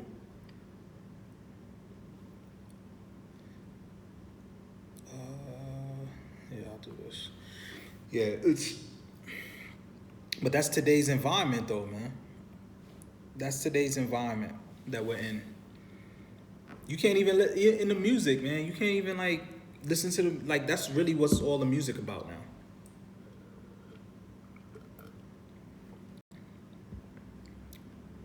That's what's selling right now.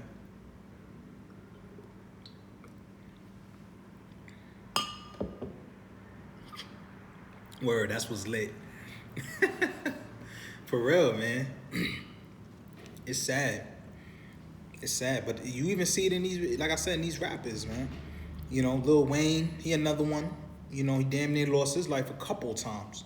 You know, because all you kept seeing him where he was, you know, with codeine and all that. You know, he with a cup in his hand, Rick Ross. You know, but they play this image, man, and it's like they don't understand, like, there's kids that are actually looking, and that's why I always tell these kids, man, don't be looking at these entertainers as role models, man. Like, that's the worst thing you could do. You know, look at these guys as role models. They're not no role models. Too much into heroin time. From rapping and selling drugs. It's so funny too. The tweet I posted, people just started liking, talking about the drugs thing. Hold on. Let me tell them.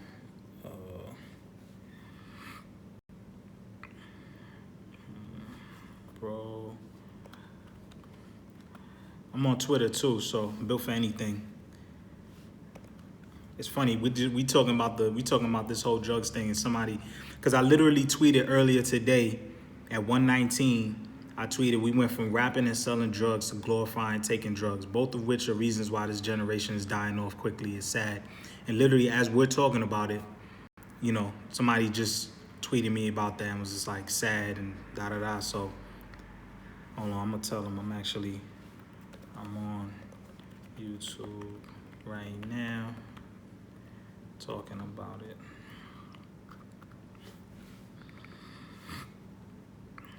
No, I'm talking about it.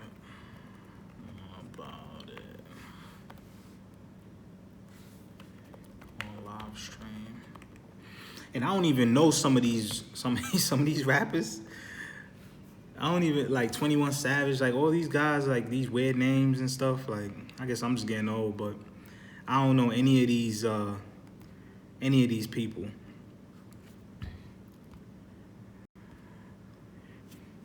But as soon as I hear their music, it has something to do with some sort of drug related stuff. Like they can't rap about nothing else. Like that's what it has to be.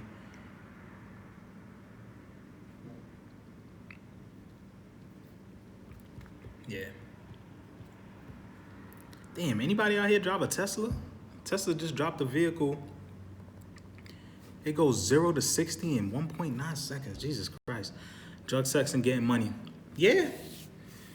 That's the recipe. That's the recipe for if you want to be, famous and whatnot. That's the recipe. What the fuck is that?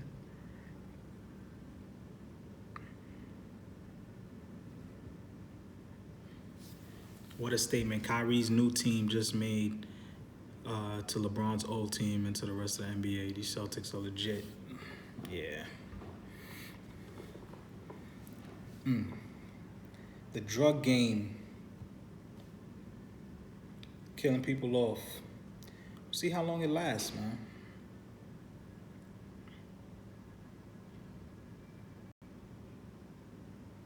He didn't say much about the semi-horns.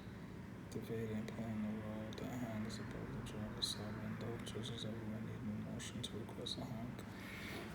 Tesla vid. You should watch Marquise Brownlee's vid on it. Yeah. I watch his videos. Matter of fact, yeah, you're right. I think he did put something out on it. I know he talked about it. I thought about getting a Tesla. It's funny because people were selling the pre-orders to the Tesla because you had to pre-order it. I mean, it's going to be a couple of years, maybe in about 2 more years before it's like really mainstream. Tesla's still kind of testing things out, which is why it's not it's not available to everybody. They're still testing things out. It is an interesting way to get a car though.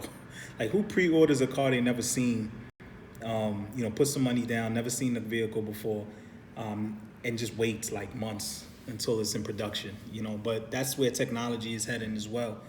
And so that's crazy. Yeah, it has all vegan leather. Yup. Even who else did it? Tesla. Is it Ferrari or Lamborghini? Somebody else has vegan leather in all their cars. I can't remember is it Ferrari? Somebody does. But yeah.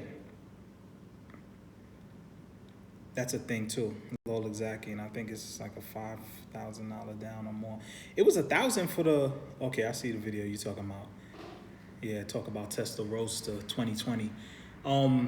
Shit, Marquise could afford it. Who's got 5K sitting around? It was honestly, I looked at the one that they're coming out with early next year or has been shipping out. I think yes, that's supposed to be shipping. I can't remember which one, but the model that's like. I think it costs like $35,000 or something, whatever. They the Model S, that's what it is. The Model S that's coming. It was only $1,000. It was $1,000 to put your name on the list to reserve it. It wasn't. I mean, the price has probably gone up, but I mean, it was $1,000. It wasn't too unreasonable,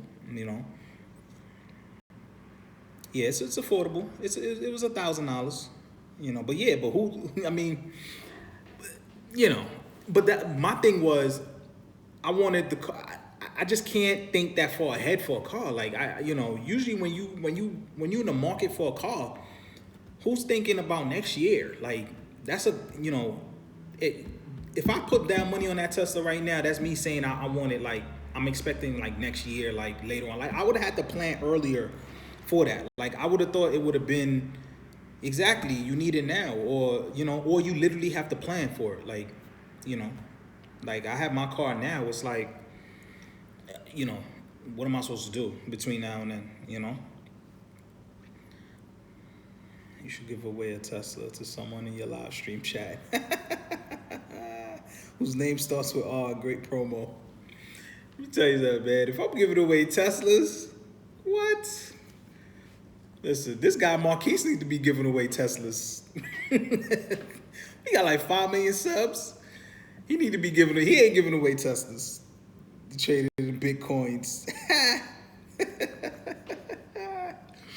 Exactly.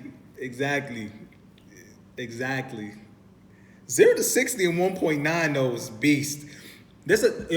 Again, Tesla has locations here in Dallas. That's another thing too. They're not everywhere. So if you come to Dallas, like to visit, go to the North Park Mall. And they have the Tesla store in there. You can see the cars. Nice. I mean, like I've seen them. Like I was like, yo, I'm with it. You know what I mean? Yeah, they're not everywhere. Like They have it here in Dallas. So usually when people come here, I always take them to see the Tesla. Like I took one of my boys when he came down to see the Cowboys and the Giants play. I said, look, let's go straight to the mall. I took him right to the Tesla. He was ready to sign up. He was like, damn, he was like, so how soon can I get this? And I'm like, damn, bro, like, take it easy, fam. Like literally when you sit in there and you see that panel and the doors and all like, whew, the damn car could drive itself, for God's sakes. They talking about how the car is going to be able to drop you off at the airport and drive itself back home. Jesus Christ, man. Are you serious? Like, are you serious? Yeah. Check it out, North Park Mall. It's right in there. Oh my God, like they talk about it could drop you off at the airport and pick you up. Uber will go out of business. Damn a Uber. What? I tell a car, yo, drop me off over here, drive back home, and then have it come pick me up. Could you imagine? Please. I've seen, no more paying for gas. You could charge it up at home. You don't have to pay for gas. And there's a lot of charge stations. Matter of fact, once again, if you go stadium, because the Cowboy Stadium and the Ranger Stadium is right next to each other. Are right next to each other. They have the stations for the Tesla cars with a parking spot. So not only can you like they have their own parking spot. They said it takes, I think the guy told me it takes like 3 hours or 5 hours, something like that, 3 to 5 hours. It doesn't take long, and you'll get like 300 miles worth or something, like basically a full tank of gas. Fine with me. It's fine with me. Fine with me. You can take it out and you're starting to see a lot more charging stations everywhere. That's not bad at all. I'm telling you. I was like, sign me up. Sign me up. The body should just made of solar panels and charge. Listen, sign me up. But it's still fairly new. They're still testing it out. It's still fairly new. ATL, they're everywhere. Yeah, I see people on the road with them. I'm telling you, I'm seriously considering, seriously considering it. Because especially if you into like technology, like, I've gone inside that car, man. That car is ridiculous. Like that whole panel alone is just like, my God, but they ain't cheap, They're not cheap. Matter of fact, I think the Model X is the big one, and the real Tesla had his own electric car. Yeah, Elon is onto something. He's onto something, but it's not. Again, it's so new, yo. Minimal. They went with everything. So yeah, it's very clean looking. You got the trunk in the front of the car. The trunk's not even in the back. It's in the front of the car. No engine, no nothing. Well, yeah, but the cars that don't have that is like what, the Lambos and stuff? Like, I mean, you talking high-end cars that do that. Well, maybe some of these other electric cars, I don't know. I think early 1900s, you're probably right. But the technology, man, yeah, the doors just kind of open up on the sides. It's ridiculous. No handles, no nothing. It's a sick car, man. It's one of those cars. You know how? Listen, if you ever get like a new car, yeah, they're gonna make tons.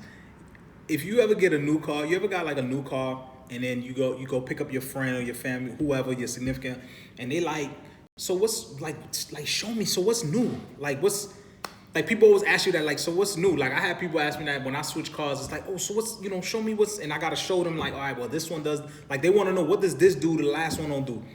You get you a Tesla, ask me what it do. Ask me what that thing does. Blow your mind. Like what? Here's what it does. Take your hand off the wheel, sit and turn to them like this, and just let that thing just take you where you need to go and just have a conversation. That's what it does. Ask me what it does that the last one don't do. Yeah, that car, man. Listen, them Teslas, Teslas is no joke. You see what Marquise is saying. Yeah, you know this guy. A lot of these YouTubers, a lot of them got Teslas. See, now you made me go and watch this video.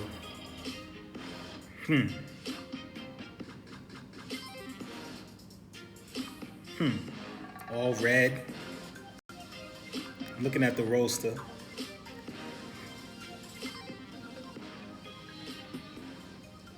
What's up, guys? MKBHD here. Let's talk about that verse. Yeah, he's been doing this for a long time too. A long time. And all you've watched these before. There was a Tesla event, and this one was for the unveiling, mostly. I don't know. Could I show you guys? I don't know. Are they gonna flag me? Let me see. Driving, got out of the thing. Looks like there's two versions of it. Comes in a sort of a space gray, dark version. One big, one small. 500 I don't know. mile Marquise will range, have to just 0 to flag 60 me. in 5 seconds when there's no payload, or 0 to 60 in 20 seconds with an 8,000-pound payload. The thing will recharge to 400 miles in half an hour. Has a center-seated driving console, autopilot, all these cool things about it. Looks really cool, but you know, Looks like I'm a not a truck spaceship. driver, so I'm probably never gonna actually even sit in one of those. But that was the main Oh, they got one for story truck of the drivers. event.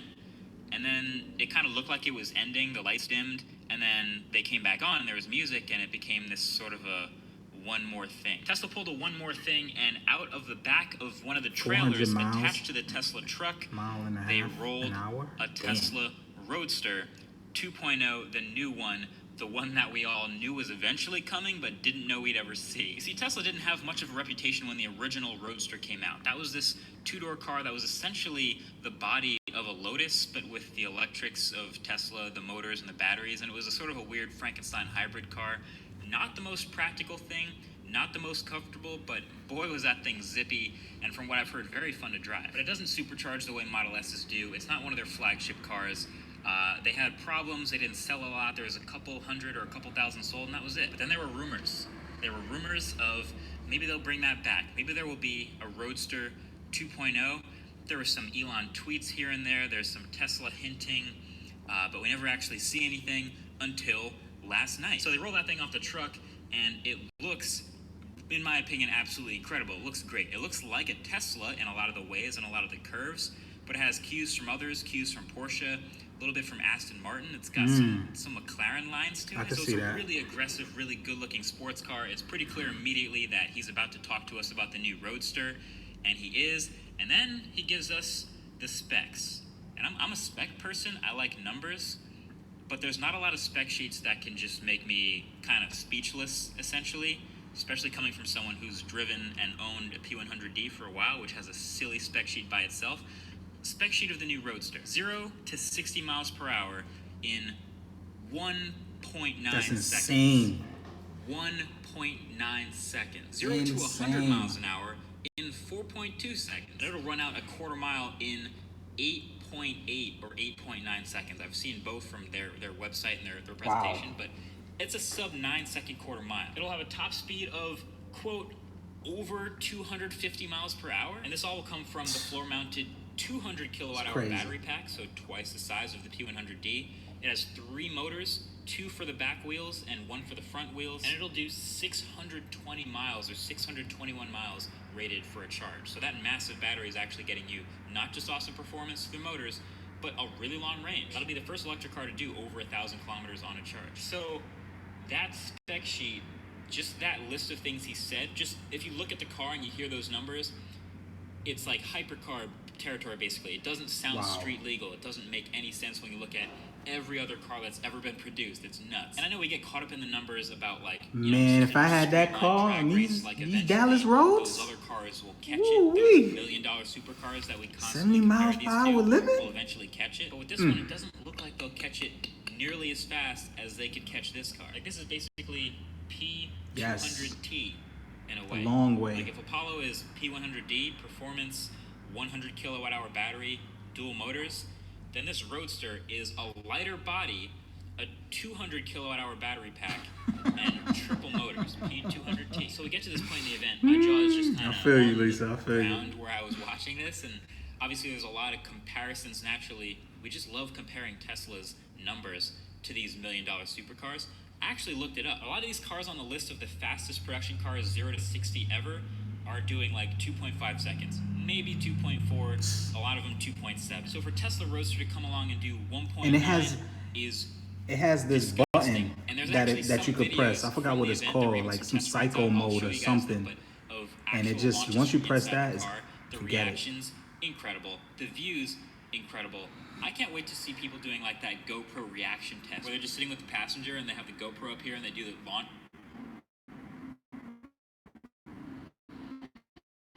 Kind of wonder if you could track it.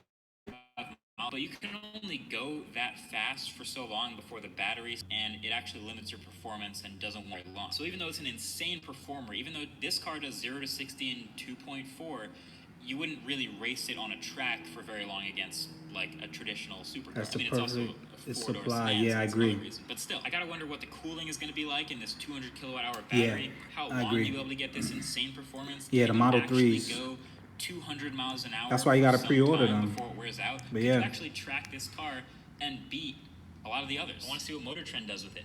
I don't know. I have a lot of questions, but one thing I haven't mentioned is this car is coming out in 2020. Tesla Roadster 2020 will ship in 2020. There's going to be a Founders Series version and a regular base model, essentially, is what he said. I don't know how the numbers will differ or what the difference will be between the two, but that's what he said. It'll be a $200,000 car, which is $200,000. a fraction of the price of the $1 million. Okay, yeah, let's cut his mic off. Yep, stop it right there. I got 200,000, man. Stop it right there. 200,000?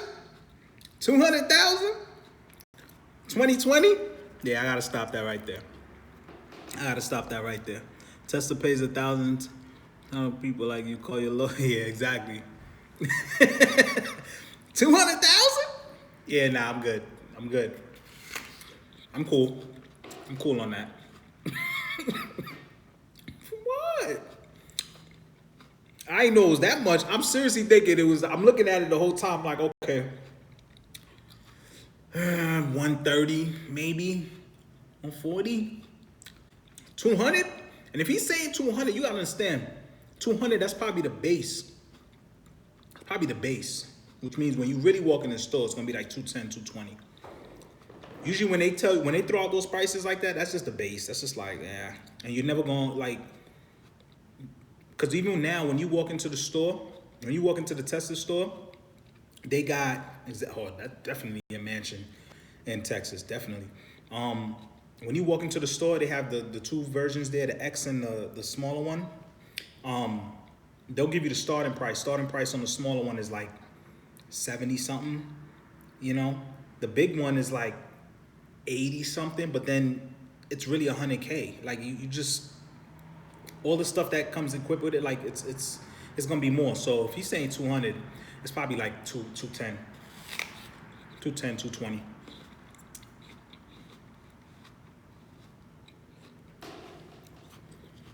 True. I like the Land Rover. I used to like the old Range Rovers better though. Old ones, but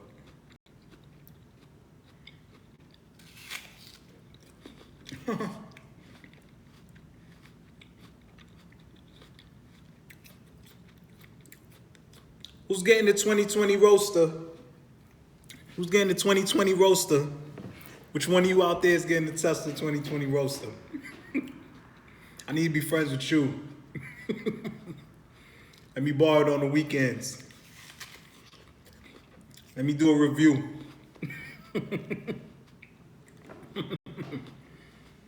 You know he gonna get a review.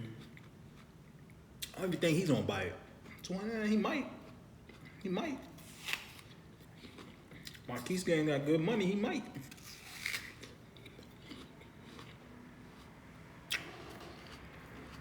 Listen, I mean, you know, I joke about it. It's 200,000, but I mean, if you got it, if you financially set, if you could do it, there's people who run around now with cars that are expensive. People do it. Oh yeah? Let me see what he says. But the Founder Series will be 250,000, and there will only be 1,000 of them made. Now there's a You see what I'm reserve saying? button You see what I'm on saying? Wait, hold on. See, he said 250,000. Hold on. Let me rewind that. their site. I mean, it's still a fraction of the price of the $1 million cars we compare it to. No. Tesla Roadster 2.0 will ship in 2020. There's going to be a Founders Series version and a regular base model, essentially, is what he said.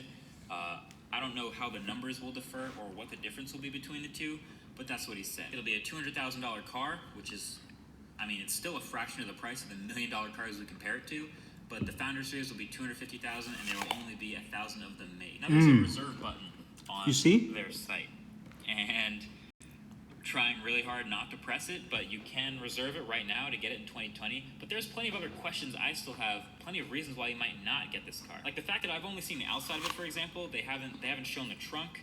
Elon Oh, said they 20% reserving it now? storage on stage, but he didn't show the front trunk or the back trunk. He also said it's a 4-seater, so there's the 2 doors in the front, and you see the front 2 seats, but there's also 2 pretty small seats in the back. Kind of the way some other sports cars are 4-seaters, you probably don't want people in the back all the time. Nope. Then it's also a convertible, so the top glass goes back into the trunk. So how big could the trunk really be? I believe it will have autopilot, but that wasn't really mentioned or talked about. There's a couple of other little things, like I still have questions about this car. No mirrors. But then But again, I've seen that before. 2020, by then, like, this could be sick. Something I don't talk about a lot is this car, P100D Apollo, is a leased vehicle, which means I'll be giving it back, and I kind of view Teslas as a piece of tech in that way. So the fact that they offered a lease for a couple of years where I could give this piece of tech back to them, and they'll continue to develop other tech that I can pick up later when I give this back, was kind of part of my plan. And it turns out Apollo's lease is up at the end of 2019, and the Roadster 2.0 2020, But this Roadster 2.0, man, is something else. Marquise got That's the a bread. hyper car. Zero to Marquise 60 got that the bread. fast, 0 to 100 that fast, 250 miles an hour. You can't really argue with that. I think I'm done. I think that's all I had to say. Let me know what you guys think. Should I? I think it probably will. Oh man, you right. See, I ain't even. This is the first time I watched it. I knew he got the money. He got the bread. Yeah, less than yeah, please. He's got 8 man. Yeah, nah, he's definitely cleaning. He's easily cleaning more than 200K a year. Easy. See, now I gotta look it up. Let me see how much is the reserve on this. Let me see. Tesla. Let's see, guys. Are we gonna hit that reserve button? Let's see if we're gonna hit that reserve button. Hit that like button if you want me to hit that reserve button on the Tesla. Please don't hit that like button. Do not hit that like button. Let me see how much this thing is. I'm on the site right now. Let me see. Don't hit that like button. Let me see. What's up with this thing? Roadster.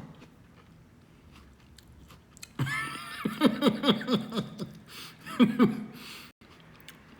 me see. How much is this? All right.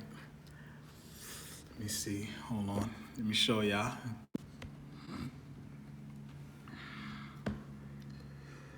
Okay, so this is it right here. I'm on the site. Reserve button is up top. Let me see. Let me see. Let's press it. Let's see what it says. Wow. Reserve Founders Series is 250,000. Reserve Roadster for 50. What? Do you see this? Hold on. Let me see if I can blow this up.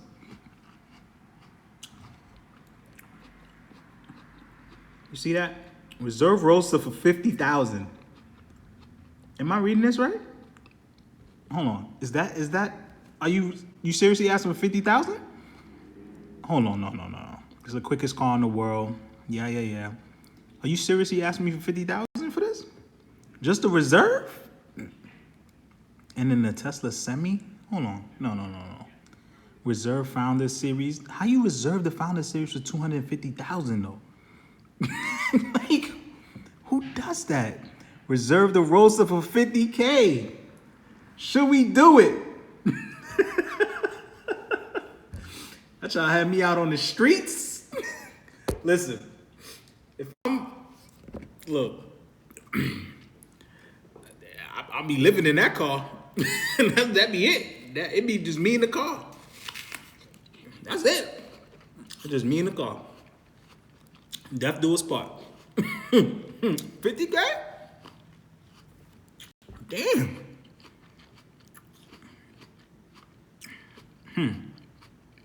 Why you have to pay 322?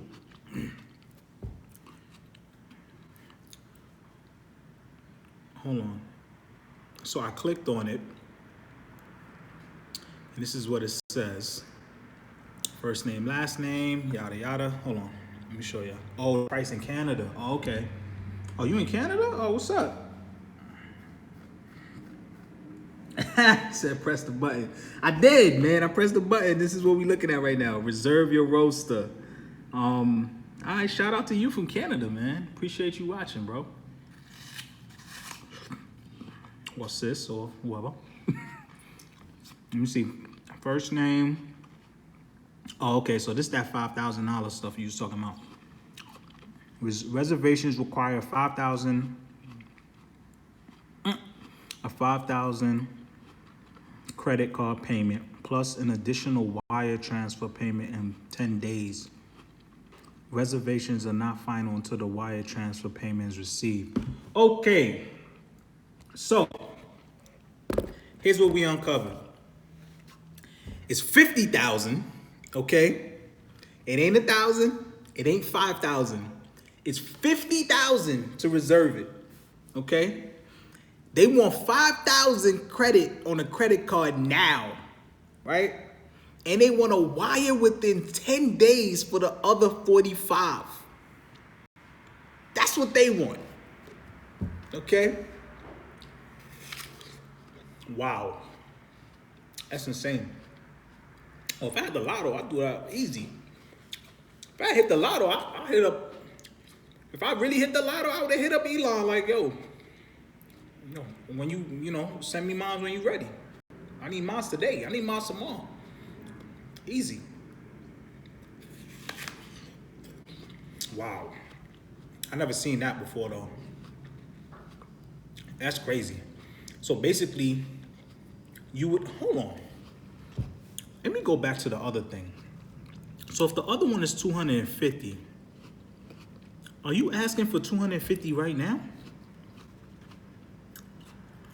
Nah, same thing. Okay, so the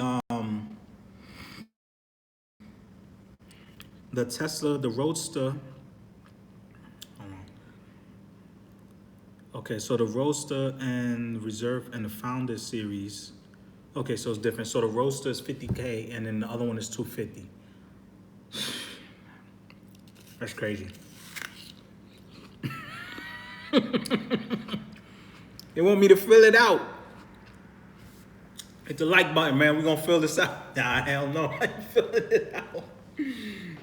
Woo! I mean, listen. Honestly, if they really just wanted, hold on, which brand? What are they talking about? Honestly, if they just wanted 5,000, to reserve it, and you come up with the rest of the money, by 2020, which is essentially 2 years from now,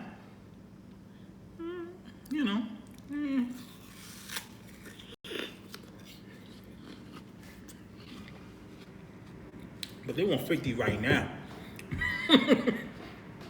They want 50 right now.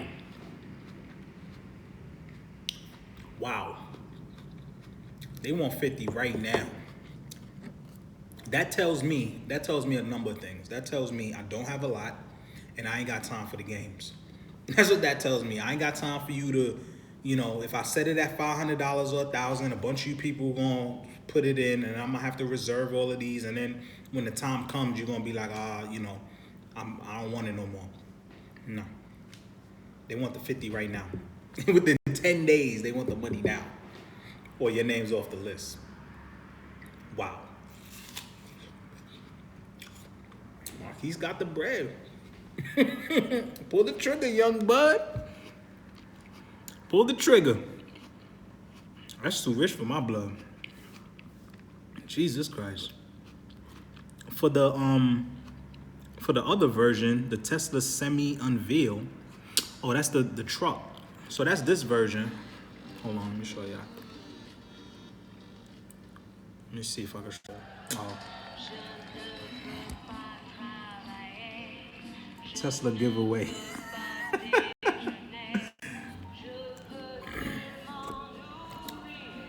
I'm gonna get kicked out of the vegan community if I don't buy this car. Okay, so the truck is just 5,000. A pickup truck. Pickup truck.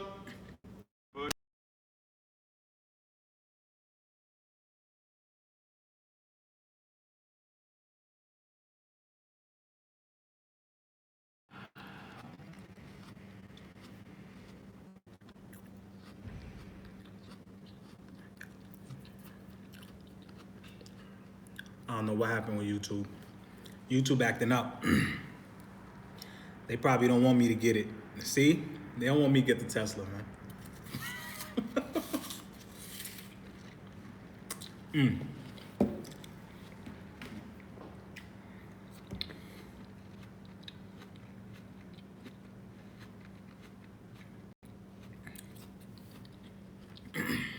I agree. It does look weird, though. The Tesla Semi definitely look weird. Sick car, though. The Founders Series Roadster. The hell is this? Yeah, but I'm telling you, if you ever in Founders Series reservation, 1,000 reservations assembled. Yeah, if you ever in Dallas, definitely check out the Tesla store. Definitely check it out. They got like, shirts there and all of that. Experience it for yourself. Because there is a lot of technology in it though, man. It's a nice car, but they're very limited. Yeah, try to scratch it. Oh man, I'd be pissed. But you know what? I'll be pissed right now. When you have a nice car, you have to do things differently. You have to you plan to come over your last year of school. That's what's up. Richardson. Okay, yeah. I know where Richardson is at. Richardson is cool. That's where is it Samsung? Not Samsung. State Farm has their offices over there. I think Samsung has an office. Google, no, not Google. Samsung. Samsung has an office over there. Texas Instruments have an office over there. So if you're in the tech field, Richardson, Texas is a good place to be at. And they building a bunch of apartments and stuff over there too. So good luck. But yeah, the Tesla's it's crazy. It's a dope car.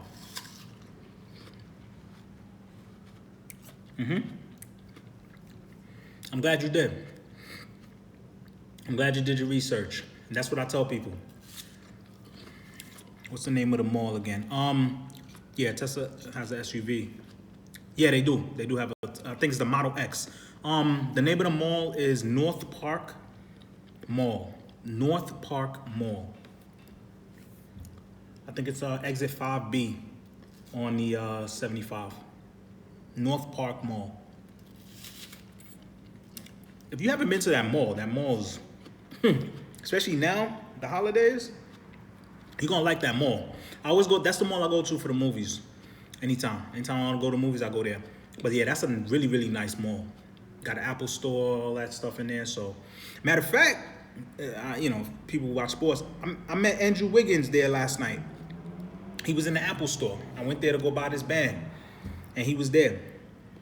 Just low key, just chilling, because they play, matter of fact, they play the Mavs tonight. They play the Mavs probably right now. Yeah, so, yeah, Andrew Wiggins.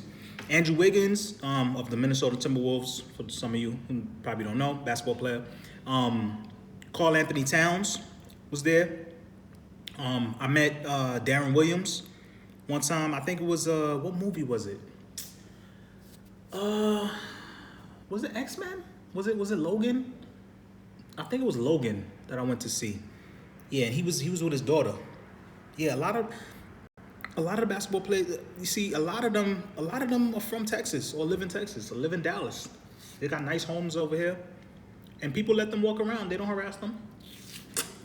No security guards, no nothing. Rick Carlisle, the coach of the Dallas Mavs, he's staying in the mall.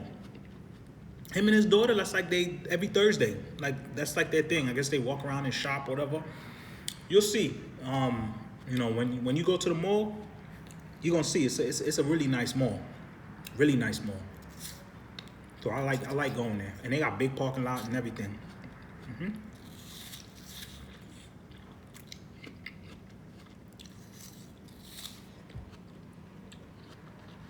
Yep. No reserve button for me. No.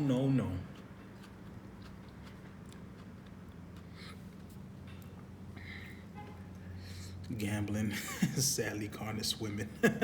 I feel you. I'm gonna sign off too in a bit. Guys, thank you for checking out the live stream. Man, I just realized the time. I'm gonna go watch a little bit of sports. Thanks for hanging out with me. I'm definitely gonna do another one. For those of you who catching this late, you'll get to see the playback. Definitely catch it from the top. Shout out to everybody who hung out with me. Peace and love. It's your boy Bill for anything. I'll holler at you guys later. Peace, y'all.